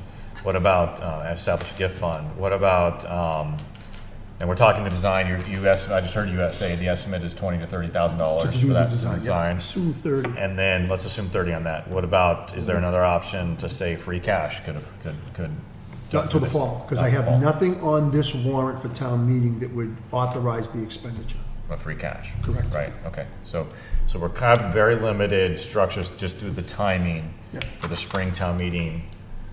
And the only current, the way I heard that was the only current, there's 2 current pathways or fast pathways. One is to ask the CPC if we can use $20,000 to $30,000 to say of the money that's left over to do this design. Yep. And then the other one is establish a gift fund to try to get that $30,000 into a gift fund to have the design move forward in the present time. Otherwise, we're either waiting until the fall so we can legally have an article to discuss. Let's also say the fact that the town could have a special town meeting if one were so requested to be called at an expense to the town, but I would be reluctant to recommend that with $20,000 or $30,000 line. And then, or we can wait for the CPC for next year, or delay it even indefinitely, we do nothing. Okay. Can Friends of Prescott fund it as a potential alternative? I'm not speaking for them, but it's. Yeah, I would say that would be considered, I would say that same thing as a donation, right? Right, Yeah, gift fund. a gift Yep. fund so we can run the thing. So yes, I think those are our options. Board members, I hope I've helped do a good job of outlining, asking the questions to make it clear. But the CPC has already approved a certain amount of money. They approved $280,000 last year for the installation of a sprinkler system at the Prescott School. We went back to the CPC and asked if we could use some of that money to do some handicap improvements. They approved it because at the time we thought we were going to be eligible to get a historic preservation grant to pay for 50% of the installation of the sprinkler system. Unfortunately, sprinkler systems are not eligible for historic preservation grants, so that went by the wayside. We went out to bid with the hopes that we would get a good number on what the project would be. Unfortunately, for the reasons that I articulated earlier, we do not have that ability. Thank you, Ms. Jennings. Mary. I'm having trouble with those names. I would like to ask, Mark, did you talk to the architectural firm about this? Yeah, since I received the bids, no, I've not gone back to Mike. All right, I did take the opportunity when I received your memo, since we hadn't had a chance to communicate about this, to talk to Signature Architects, and they thought that doing a design bid was perfectly reasonable, and said that they would like to talk about it with you. They would like to talk about it with Halsey Platt, who also did work, and Halsey said he would be willing to do that. So the assumption that we need to have the drawings done is not necessarily what the architect or the engineer have. I don't mean to interrupt, Wait, Mary. please, no, you are interrupting, please don't interrupt. But what you're saying is incorrect. Hold on, please. I'm trying to communicate something that an architect told me. So he was saying that the design bid processes may not necessarily be... Design build? Build, yes, design build process may not necessarily be the issue. It may be a matter of suggesting some companies that can perform the services required, or a different delivery method. So I would like to request that Michael Smith Architects and the engineer talk with the town manager. I think some of the options that Mark laid out are certainly possible. But before that, before deciding to put aside money for specialized drawings, perhaps there are companies like there was earlier 2 years ago who will put in a bid with their own drawings. So, Mark, you have a challenge to Yes. what she stated. Please That's help- great. Please that the- articulate that. Yep, that's great that the architect feels there's a way to do it. That's wonderful, and I'm sure he thinks that because he designed it that way. The problem is we went out to contractors who would actually have to do the work, and they did not think that was a good way to do it in this building, and they did not bid on that. So while I agree the architect did a great job coming up with the specifications and design build works in some facets, the contractors that we talked to, that we brought into the building that do this for a living, we advertised it in the Central Register, we reached out to as many people as we could. We did more this time than we did the last time to try to get somebody in. The contractors do not think it's a good way to do it. And if the contractors who have to do it don't think it's good, I'm glad Signature Architects thinks it's a good way. They're not constructing it, the contractors are. Yep. Did the Friends reach out to Signature Architects and let them know that the bid was out there? And did the Signature Architects have an opportunity to? Oh, I did. They knew it was out there. So they knew it was out there, and, I mean, I would have expected at that point, they would have reached out to this list and said, hey, there's a bid out there that we help do bid design. I would have expected that they would do that. I understand what you're saying. I mean, it seems like if we told them, I guess, I mean, certainly we should have that conversation with them. I have a little problem with, well, we did an RFP and nobody responded. Well, should we do another RFP? You know, that gets a little challenging, especially if we told them that somebody was trying to bid on their build design. I know. Yeah. I'd be more than happy to do that.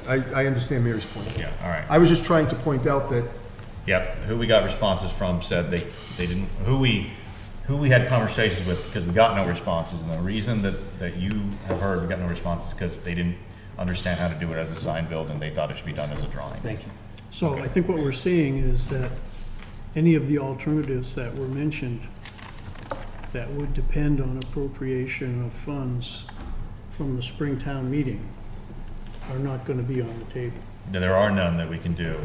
And I'm uncomfortable, in response to that, I'm uncomfortable just taking the CPC money without talking to CPC. You have to go back to the. Because in my You can't opinion, just take it. in my opinion, that I'm comfortable even recommending that you use it without first talking to CPC. Excuse my articulation poorly that first time, because the auspices under which they gave us that first permission have changed so dramatically that, you know, I think that they need to reconsider this with the new information.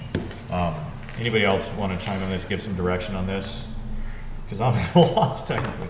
Well, if I could suggest my next course of action to the board, it would be two tracks. One, I want to speak to Signature Architects, which I will do, and talk to them. In the meantime, I'll also schedule time on the CPC agenda to let them know where the project stands and get their feedback on how to proceed. We could try to reach out to other vendors as well to get their feedback. You know, we talked to two. And again, the one that bid on it 2 years ago was out of business, so they weren't available. So those will be the two tacks, and then I'll bring it back to the selectmen after town All meeting. right, I think select board members have other comments. Go ahead, Allison, and then Josh. So for me, I'm not, unlike before when we went to CPC, we had an expectation that the actual cost to install the sprinkler system would be reduced, so there would be funds available. At this point, there's nothing to indicate to me that if we take $30,000 or $40,000 to do design work, that the $200,000 that remains is going to be sufficient for install. So then I think we've created a problem whereby we've now either designed something we don't have the ability to build, or we've designed something and there's an expectation that we kind of backfill that CPC money, in which case we might as well just go to free cash or donations or taxes or something at this point. I think I'm not surprised to hear that sprinkler companies weren't interested in bidding on a project that didn't have a design. That's a difficult task in an older building, regardless of what skill set or subcontractor you're looking at. I'm not sure how we move forward. I personally am very uncomfortable with this because I think once there's a final plan for the building, if we're gonna move walls, if we're gonna change uses, if we're gonna subdivide things, we're gonna have to redo significant portions of the sprinkler work. So we're kind of spending money that we're going to throw away ultimately when we have a long-term plan. Which doesn't really add anything to the conversation, but. Well heard, yeah. Josh? Well, actually, it adds a lot to the conversation because I agree with every single thing you said. I was on the fence on this, and I certainly understand that the building gets added value from a safety perspective and from a use perspective with a sprinkler system. It's beyond a shadow of a doubt. But if somebody asked me as a contractor to go in and design a 14-foot wall for the town of Groton that needed to meet engineering stamps and various things, and in a building of this age, it's even more difficult because you can't see what's behind the walls. You can't see what's going on there. And in light of the fact that the ultimate proposal would be to upgrade this building and renovate it, should Friends be successful, and seek CPC funds once the Surrender Farms debt is extinguished, for a massive renovation. At this juncture, I say scrap this, return the money to the CPC, 100% of it, don't spend a nickel of it. And then, when you come back for the full renovation of the building, at that juncture, have the drawings include a sprinkler system based on the renovations that are there, rather than throwing good money after bad. So, therefore, that's where I'm at on this. So your recommendation is do nothing? My recommendation is to give the money back to the CPC. Yeah. Not even spend a nickel, give it back. Okay. Becky, hold on. Wait, the money that has come from the CPC that's being used at Prescott was to do things that Prescott wanted to have done. He's not saying give that Town back. meeting approved money for a sprinkler system. And as long as that money's sitting there, I don't want to see it diverted. Sitting there right now. I don't want it diverted for anything other than what its cause was, which is a sprinkler system. Okay. I'm just saying nobody wanted to bid. Been diverted. There's already been. Some of it's already been diverted. I don't want any more being diverted. Okay, not more. I'm with you. But I think the remainder could be returned. That's Becky Pine. So I'm not in favor of doing nothing, and I'm not in favor of returning the money.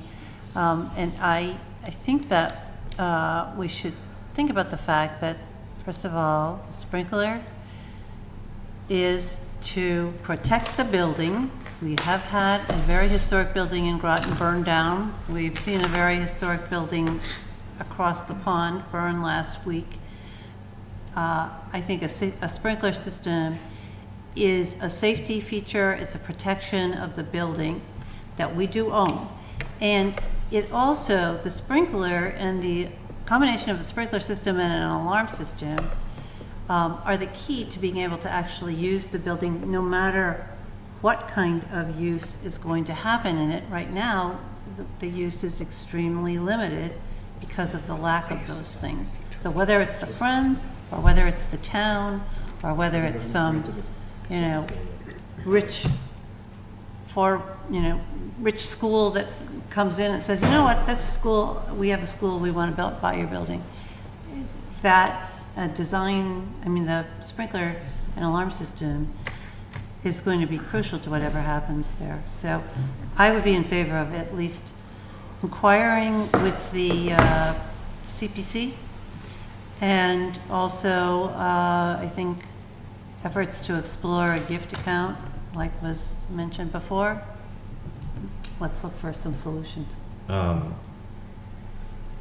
Allison, if I may, administratively, so I'm hearing differing opinion now on what to do and how to instruct the town manager. At this point, I'm going to ask the board for a motion to give him direction on this item once we're done with this all. So please continue, Allison. Thank you for that. So I just wanted to put out there something Becky said kind of triggered in my mind. The reality, I think, too, part of the difficulty may be that the sprinkler design depends on the use. So while all these use issues are still up in the air, it's even more difficult for someone to design a system because they don't have a clear direction for use. Okay, and for the record, I don't think it's the board's intention or any member's intention to compare Prescott School to Notre Dame and the history that's there versus the history that's here in Prescott. It's all beloved buildings, but certainly the tragedy that happened in Paris is far beyond what we can imagine here in Groton with our limited years versus their nearly an epoch or an eon. So can I have a motion from the board on how to direct the town manager, because there's quite frankly two opposing views here, and we don't want to put the town manager in that position. Town manager doesn't want to be in the position. Exactly.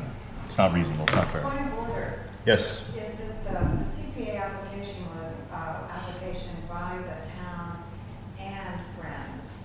So what happens with the CPA, I would think would be jointly decided. I think that's a fair point. Actually, I think what happens with the CPC is up to the CPC, Right. not up to the Board of Select Board or the Friends of Prescott.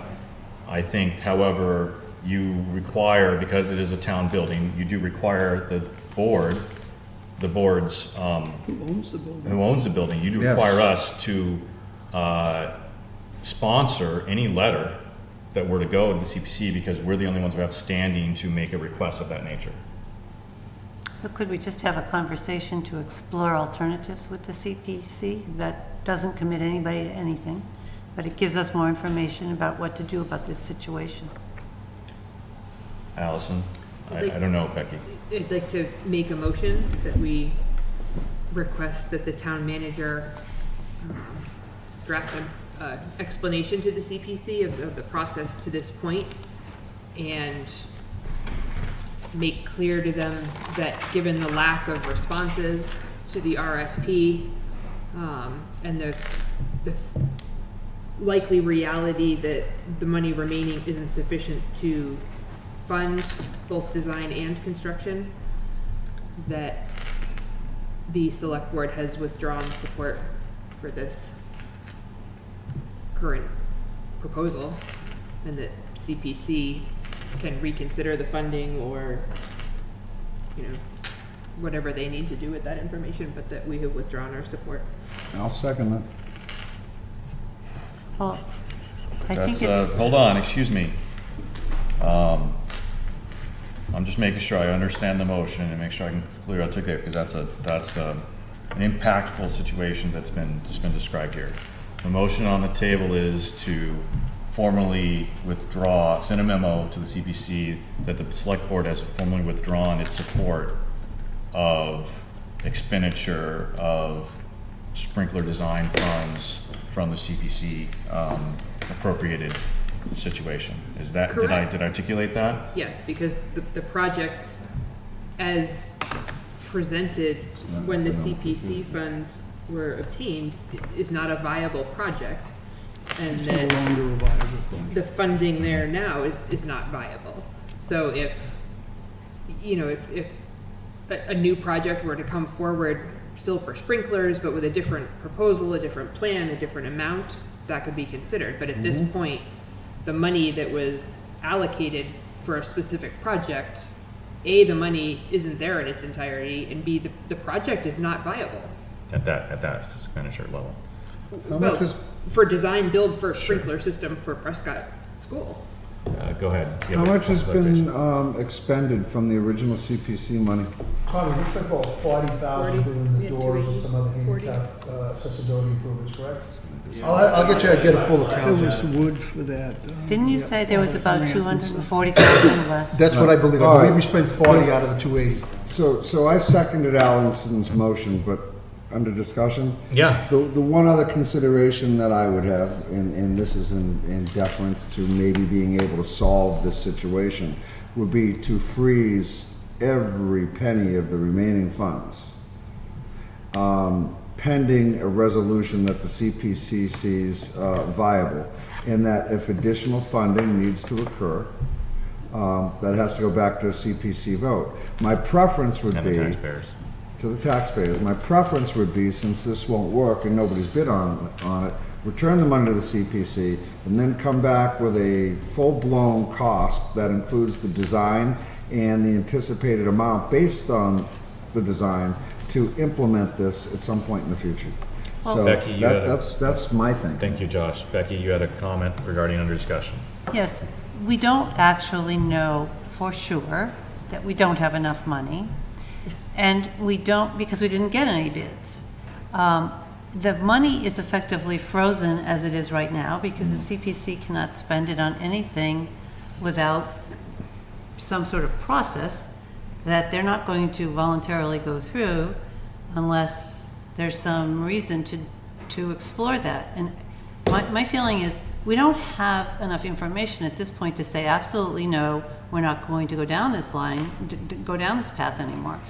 I think the idea that was mentioned of a gift account, the Friends of Prescott has said that they have donors. Maybe they and we together could come up with someone who would be interested in kickstarting this project so that the uses could happen and the project could work more smoothly than it has so far.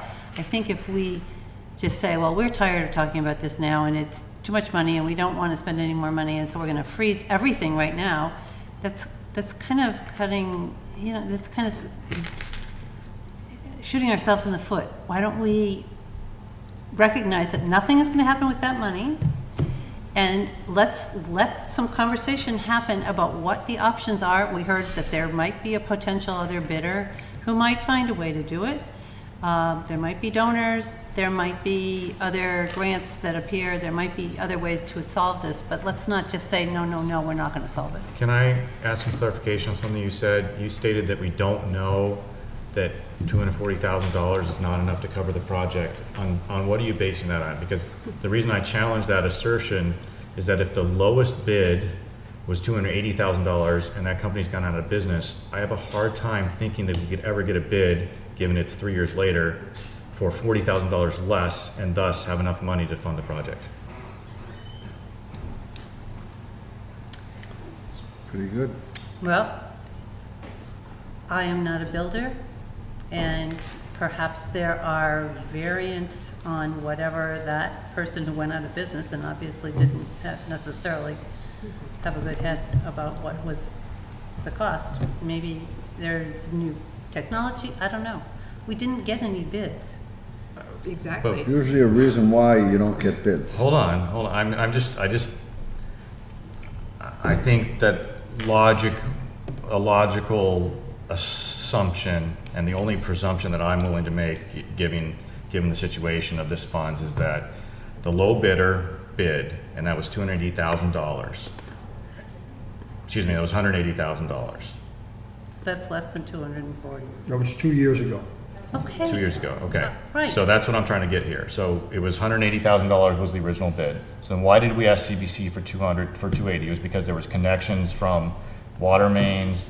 That and other things. 180 was only for the basement floor and the first floor, not the third floor, I believe the original project Right. was. Correct me if I'm wrong, Mary. No, I'm correct too, because originally The microphone. Please take the microphone so we can get this to the people at home. Thank you. That's okay.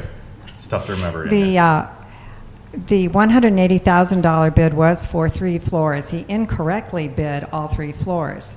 We had put it out, remember, for 1 floor That's one right. year Thank and you. another Thank you for floor a the correction. second year. So somehow a company used a design-build model and bid all 3 floors for $180,000. After that, we found that the water main in the to it needed to be expanded. And then given 2 more years out, the the cost was adjusted up to a total of $280,000 2 years later. And I probably have a bad recollection of this, the water main was like a $20,000. That's about right. So we're at $200,000. So there could be enough money in there if someone were to come. So I just want to make sure that it's accurate. I want to make sure that I got this right. So that for 2 years ago, there was a bidder out there who could bid 3 floors and a design build model. This time, there were 2 people who didn't bid and said it was the design build model that was at fault. Let's not state there were 2 people who didn't bid. Let's say that we received no bids. Oh, I'm sorry. Martin Right. pointed out these 2 There were 2 people who told us why they didn't bid. They That came in and looked at it. we received no bids from the plethora of potential who might have seen it. Whether we can't prove a false negative here. Okay. I'm just telling you what the No, contract. exactly. No, I understand this. I want to make sure everybody's on the factual basis here. And I made a mistake in why we had the $280,000 before. I appreciate the corrections. I thank you very much for that. I wish I could remember everything from 3 years ago, but I can't. And I wouldn't make such a mistake. So Becky, thank you for pointing that out. And thank you for helping us clarify the numbers and that there is some potential that this money, $240, could be enough. Let's say $220,000 for $40,000 up. It's potential that somebody could do this. You could do this. It's potential.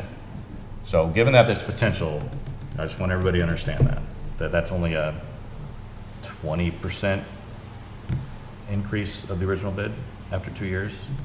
It's a long shot, but it's potential. Can this question be called?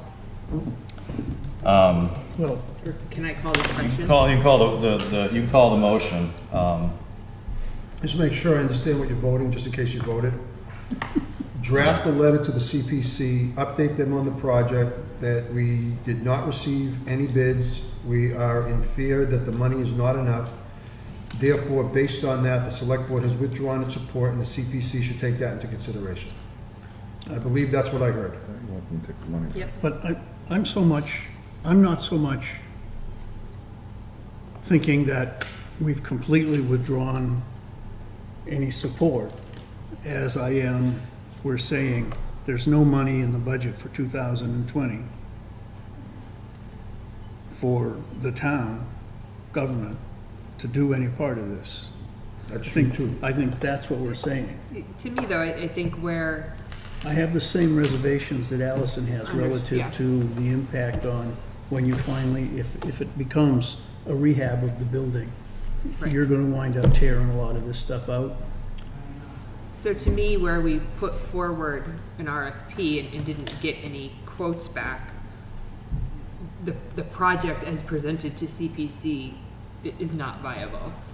To me, it's not fair to CPC or to the many other projects that could be considered with that money, to hold this money frozen, should we potentially find a path forward whereby a new RFP yields responses of some sort. I think that it makes sense to withdraw this support for this project and understand that if a new project or a new proposal or a process to design and then a process to build, if there are projects that want to be looked at and brought forward, we would certainly consider them and support them going to CPC again.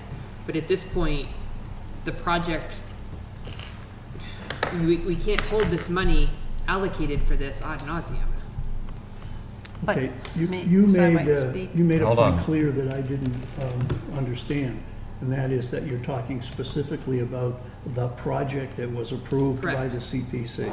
Correct. And I'm okay with Yep. that as long as the Right. support is specifically linked to that project, Yep, Yes. absolutely. Could Hold I, on. as it stands. Yes, Becky. as the CPC liaison, I'm pretty sure that there were not any other projects applying that were historic preservation. So, as I said before, the money is in the bank account with the CPC, and they work on an annual cycle. It's not like if we make this decision now, they have something else waiting and right away that they can spend it on. rather than put, first of all, it was a joint application between the Friends of Prescott and the town that was approved by the voters. The voters wanted a sprinkler system to happen.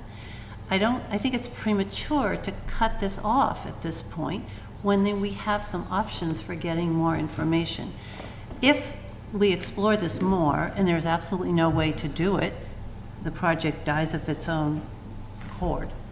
But if we can explore more and find a solution and get it built with the money that has been already approved, why would we throw another hurdle in the way of that? And would you be willing to freeze the money so no It's money can? frozen. Hold on. The CPC cannot hold on, spend it on please. anything else. Let's one then another here. The money has been diminished by $40,000, is that correct? Yes. Without a design, without anything, being reallocated to other purposes. That is bothersome to me. I could support, and for a limited, finite period, if this money was frozen.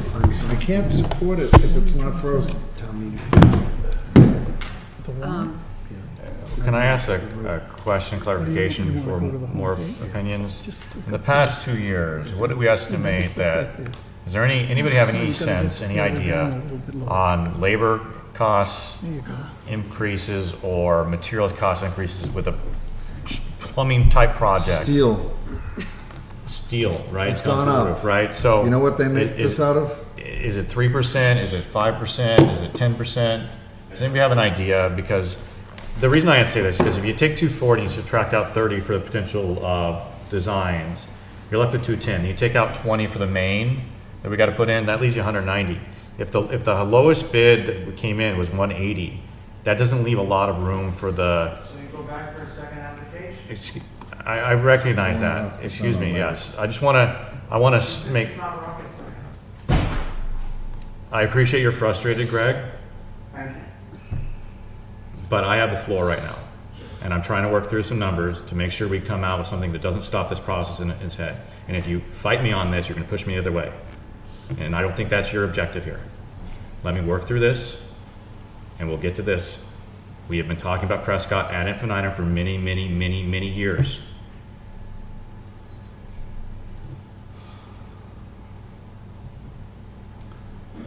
Between 4 and 5% labor escalated. Between 4 and 5%. Okay. At least in my industry, I can't speak for the unions. Given that over a couple of years, I mean, I come up with a number closer to 195, 198. So to me, that says there's not enough money in the current one. So no matter what happens, you're going to have to go back to CPC for a request for additional money.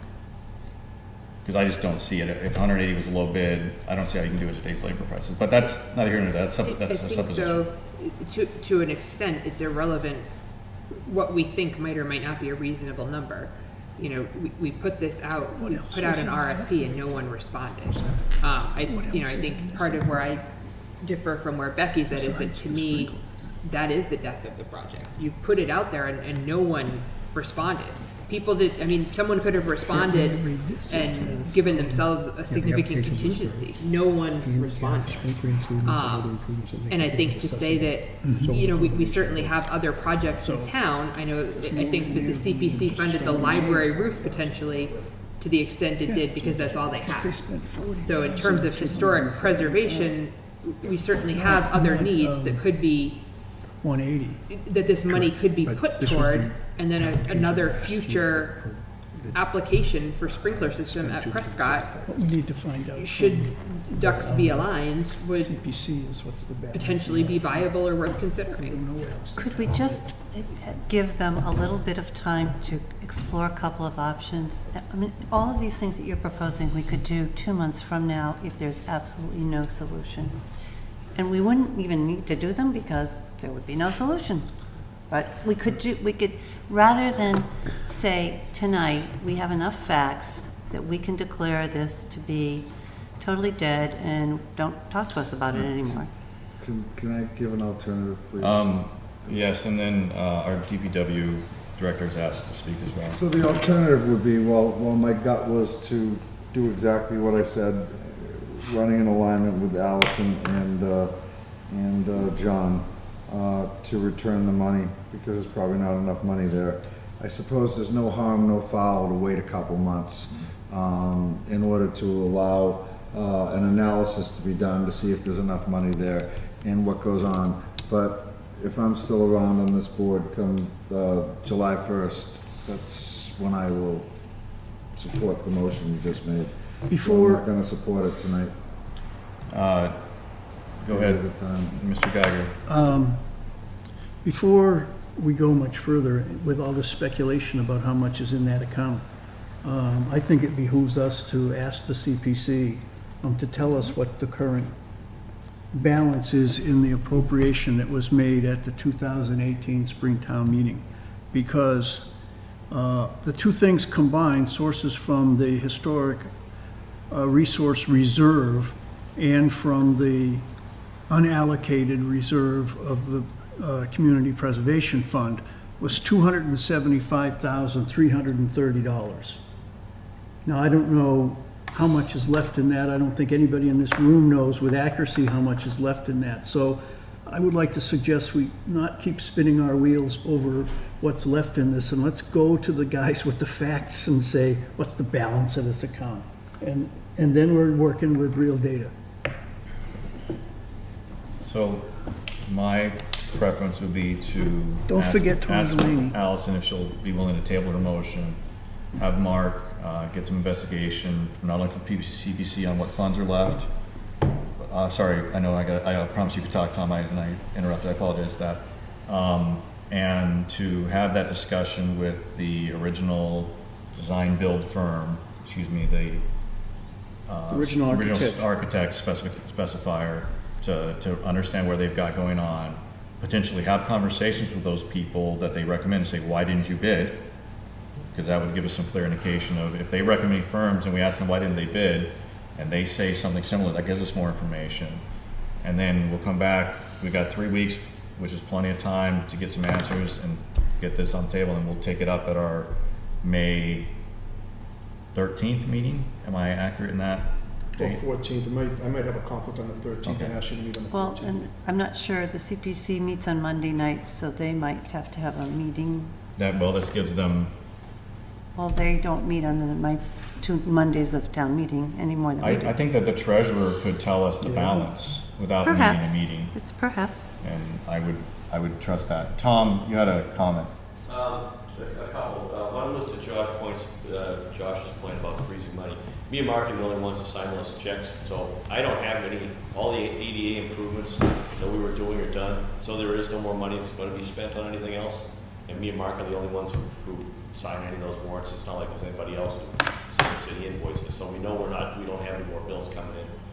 It's not a stretch to go to CPC, and part of the sprinkler system is to do a design. If we reach out to people, we find out from the architect that, maybe we can't find anybody to design build. It's not a stretch to use the money for the sprinkler system, to design the sprinkler system, and then we can find out what the difference is and go back to CPC. So, Allison, are you willing I to? will withdraw my motion. Okay, So I'm going to CPC, I'm updating them on where we are, get an accounting. I'm gonna reach out to Signature Architects, find out what the cost will be to design it, reach out to some of these other people, and then come back with a recommendation to the board. Do I understand what I'm supposed to do? That Yes. sounds correct. Sounds good. Everybody in agreement on that? Do we need to have a motion to clarify, to make sure? You don't need to have a motion. Thank you for paying attention. Yes, Mary. I think this might be an example of something that the Oversight Committee could handle in the future, and things like this wouldn't need to come to the board. Communications would take part in that committee, and then a recommendation could come to you. Things like this, I think, are too much for a board at this level, and we would like to work with the town manager and the board on these things before they come to you.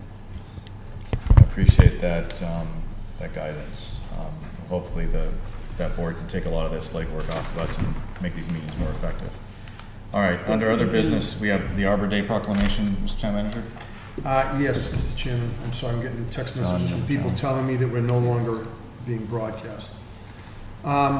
The Groton Friends of the Tree Warden request the honor of your officiation at their 2019 celebration of Arbor Day, which is taking place on Saturday, April 27th. I would have had this on the agenda, but it came in Friday afternoon after the Appreciate that, warrant went no, out. it's fine.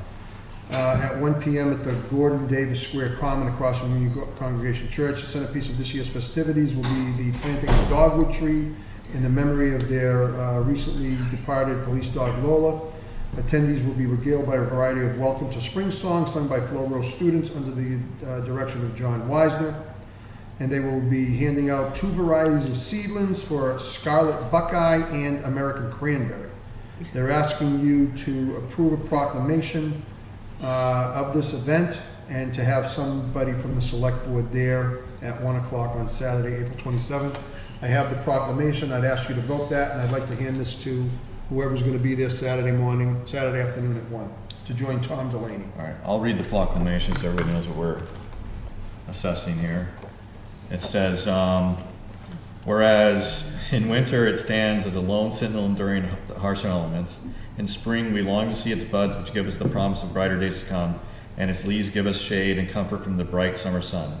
In fall it splashes the landscape with glorious colors from nature's own palette, and whereas it is a gracious host, providing a welcome haven to all that wish to lodge amongst its outstretched branches, and whereas it endures through time, unimpressed by wealth and riches and trends and fads, its roots are deep, its trunk strong, its branches reaching farther and broader than the year before, and where we the people proclaim this tree to be a legacy to our children as a remembrance of lessons learned, lives lived, and the hope and brighter future. May its timeless beauty and strength endure for countless generations to come.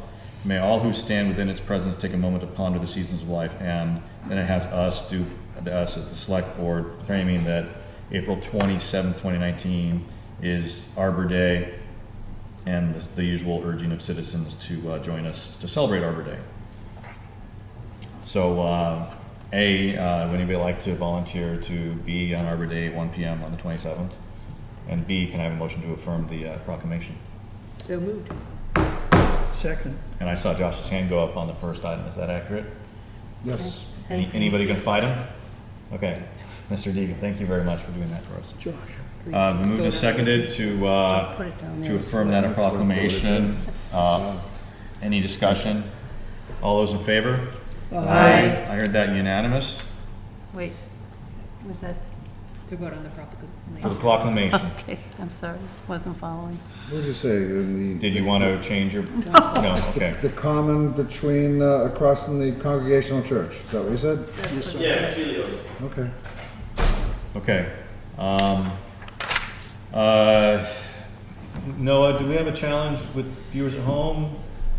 Well, it's not being something recorded. he The has playback control will be the whole meeting. We're no longer live. Yeah, okay, so we apologize, something appears maybe happened with the live viewing, but of course this is being recorded, so we hope that Shuts off after 3 hours. people will catch us up after that. We've Right after our hits. we've exceeded our time limit, and I blame myself. Under ongoing issues, Mark, None. no updates. Does any board member have a request for any update on an ongoing issue? Hearing none, we'll move on. Liaison reports. Hearing none, I'll move on. There are no minutes. Can I have a motion to enter into 2 executive sessions? You gotta do them one at a time. We right? do. We do them one at a time. Can we do And- one for both reasons, or do we? No, you need. No, they're different. You need different motions for each, and then They we cite need, different, Oh, I know because they're they cite different. different clauses. We can enter executive I thought we session could and do enter both at the executive same session. You time. can do for both at the 2 same reasons. time. You can do clause 1 and clause 2, yes. Right. And then we may, I guess we should articulate that we will exit Yes. into normal session, whether or not we just at that point disband the meeting is not known at this point. May I Adjourn, offer a motion? please. I move that the select board enter into executive session pursuant to MGL Chapter 30A, Section 21A, Clause 1 and Clause 2. Clause 1 to discuss reputation, character, and physical condition of mental health rather than the professional competence of an individual or discuss the discipline or dismissal of or complaints or charges against a public officer, employee, staff member, or individual, and under clause 2, to conduct strategy sessions in preparation for negotiations with non-union personnel or to conduct collective bargaining sessions or contract negotiations with non-union personnel, specifically the town manager's contract, and to exit executive session and return to regular session. The chair does declare executive session is necessary. Second. It's been seconded. Roll call vote, please. Pine, Pine, aye. Deegan, aye. Manugie and I. Peace, aye. Geiger, aye. All right, we're now adjourning. Well, we need a brief recess to get us ready for executive Is there session. an intention to come back to the? Yes, that was the intention.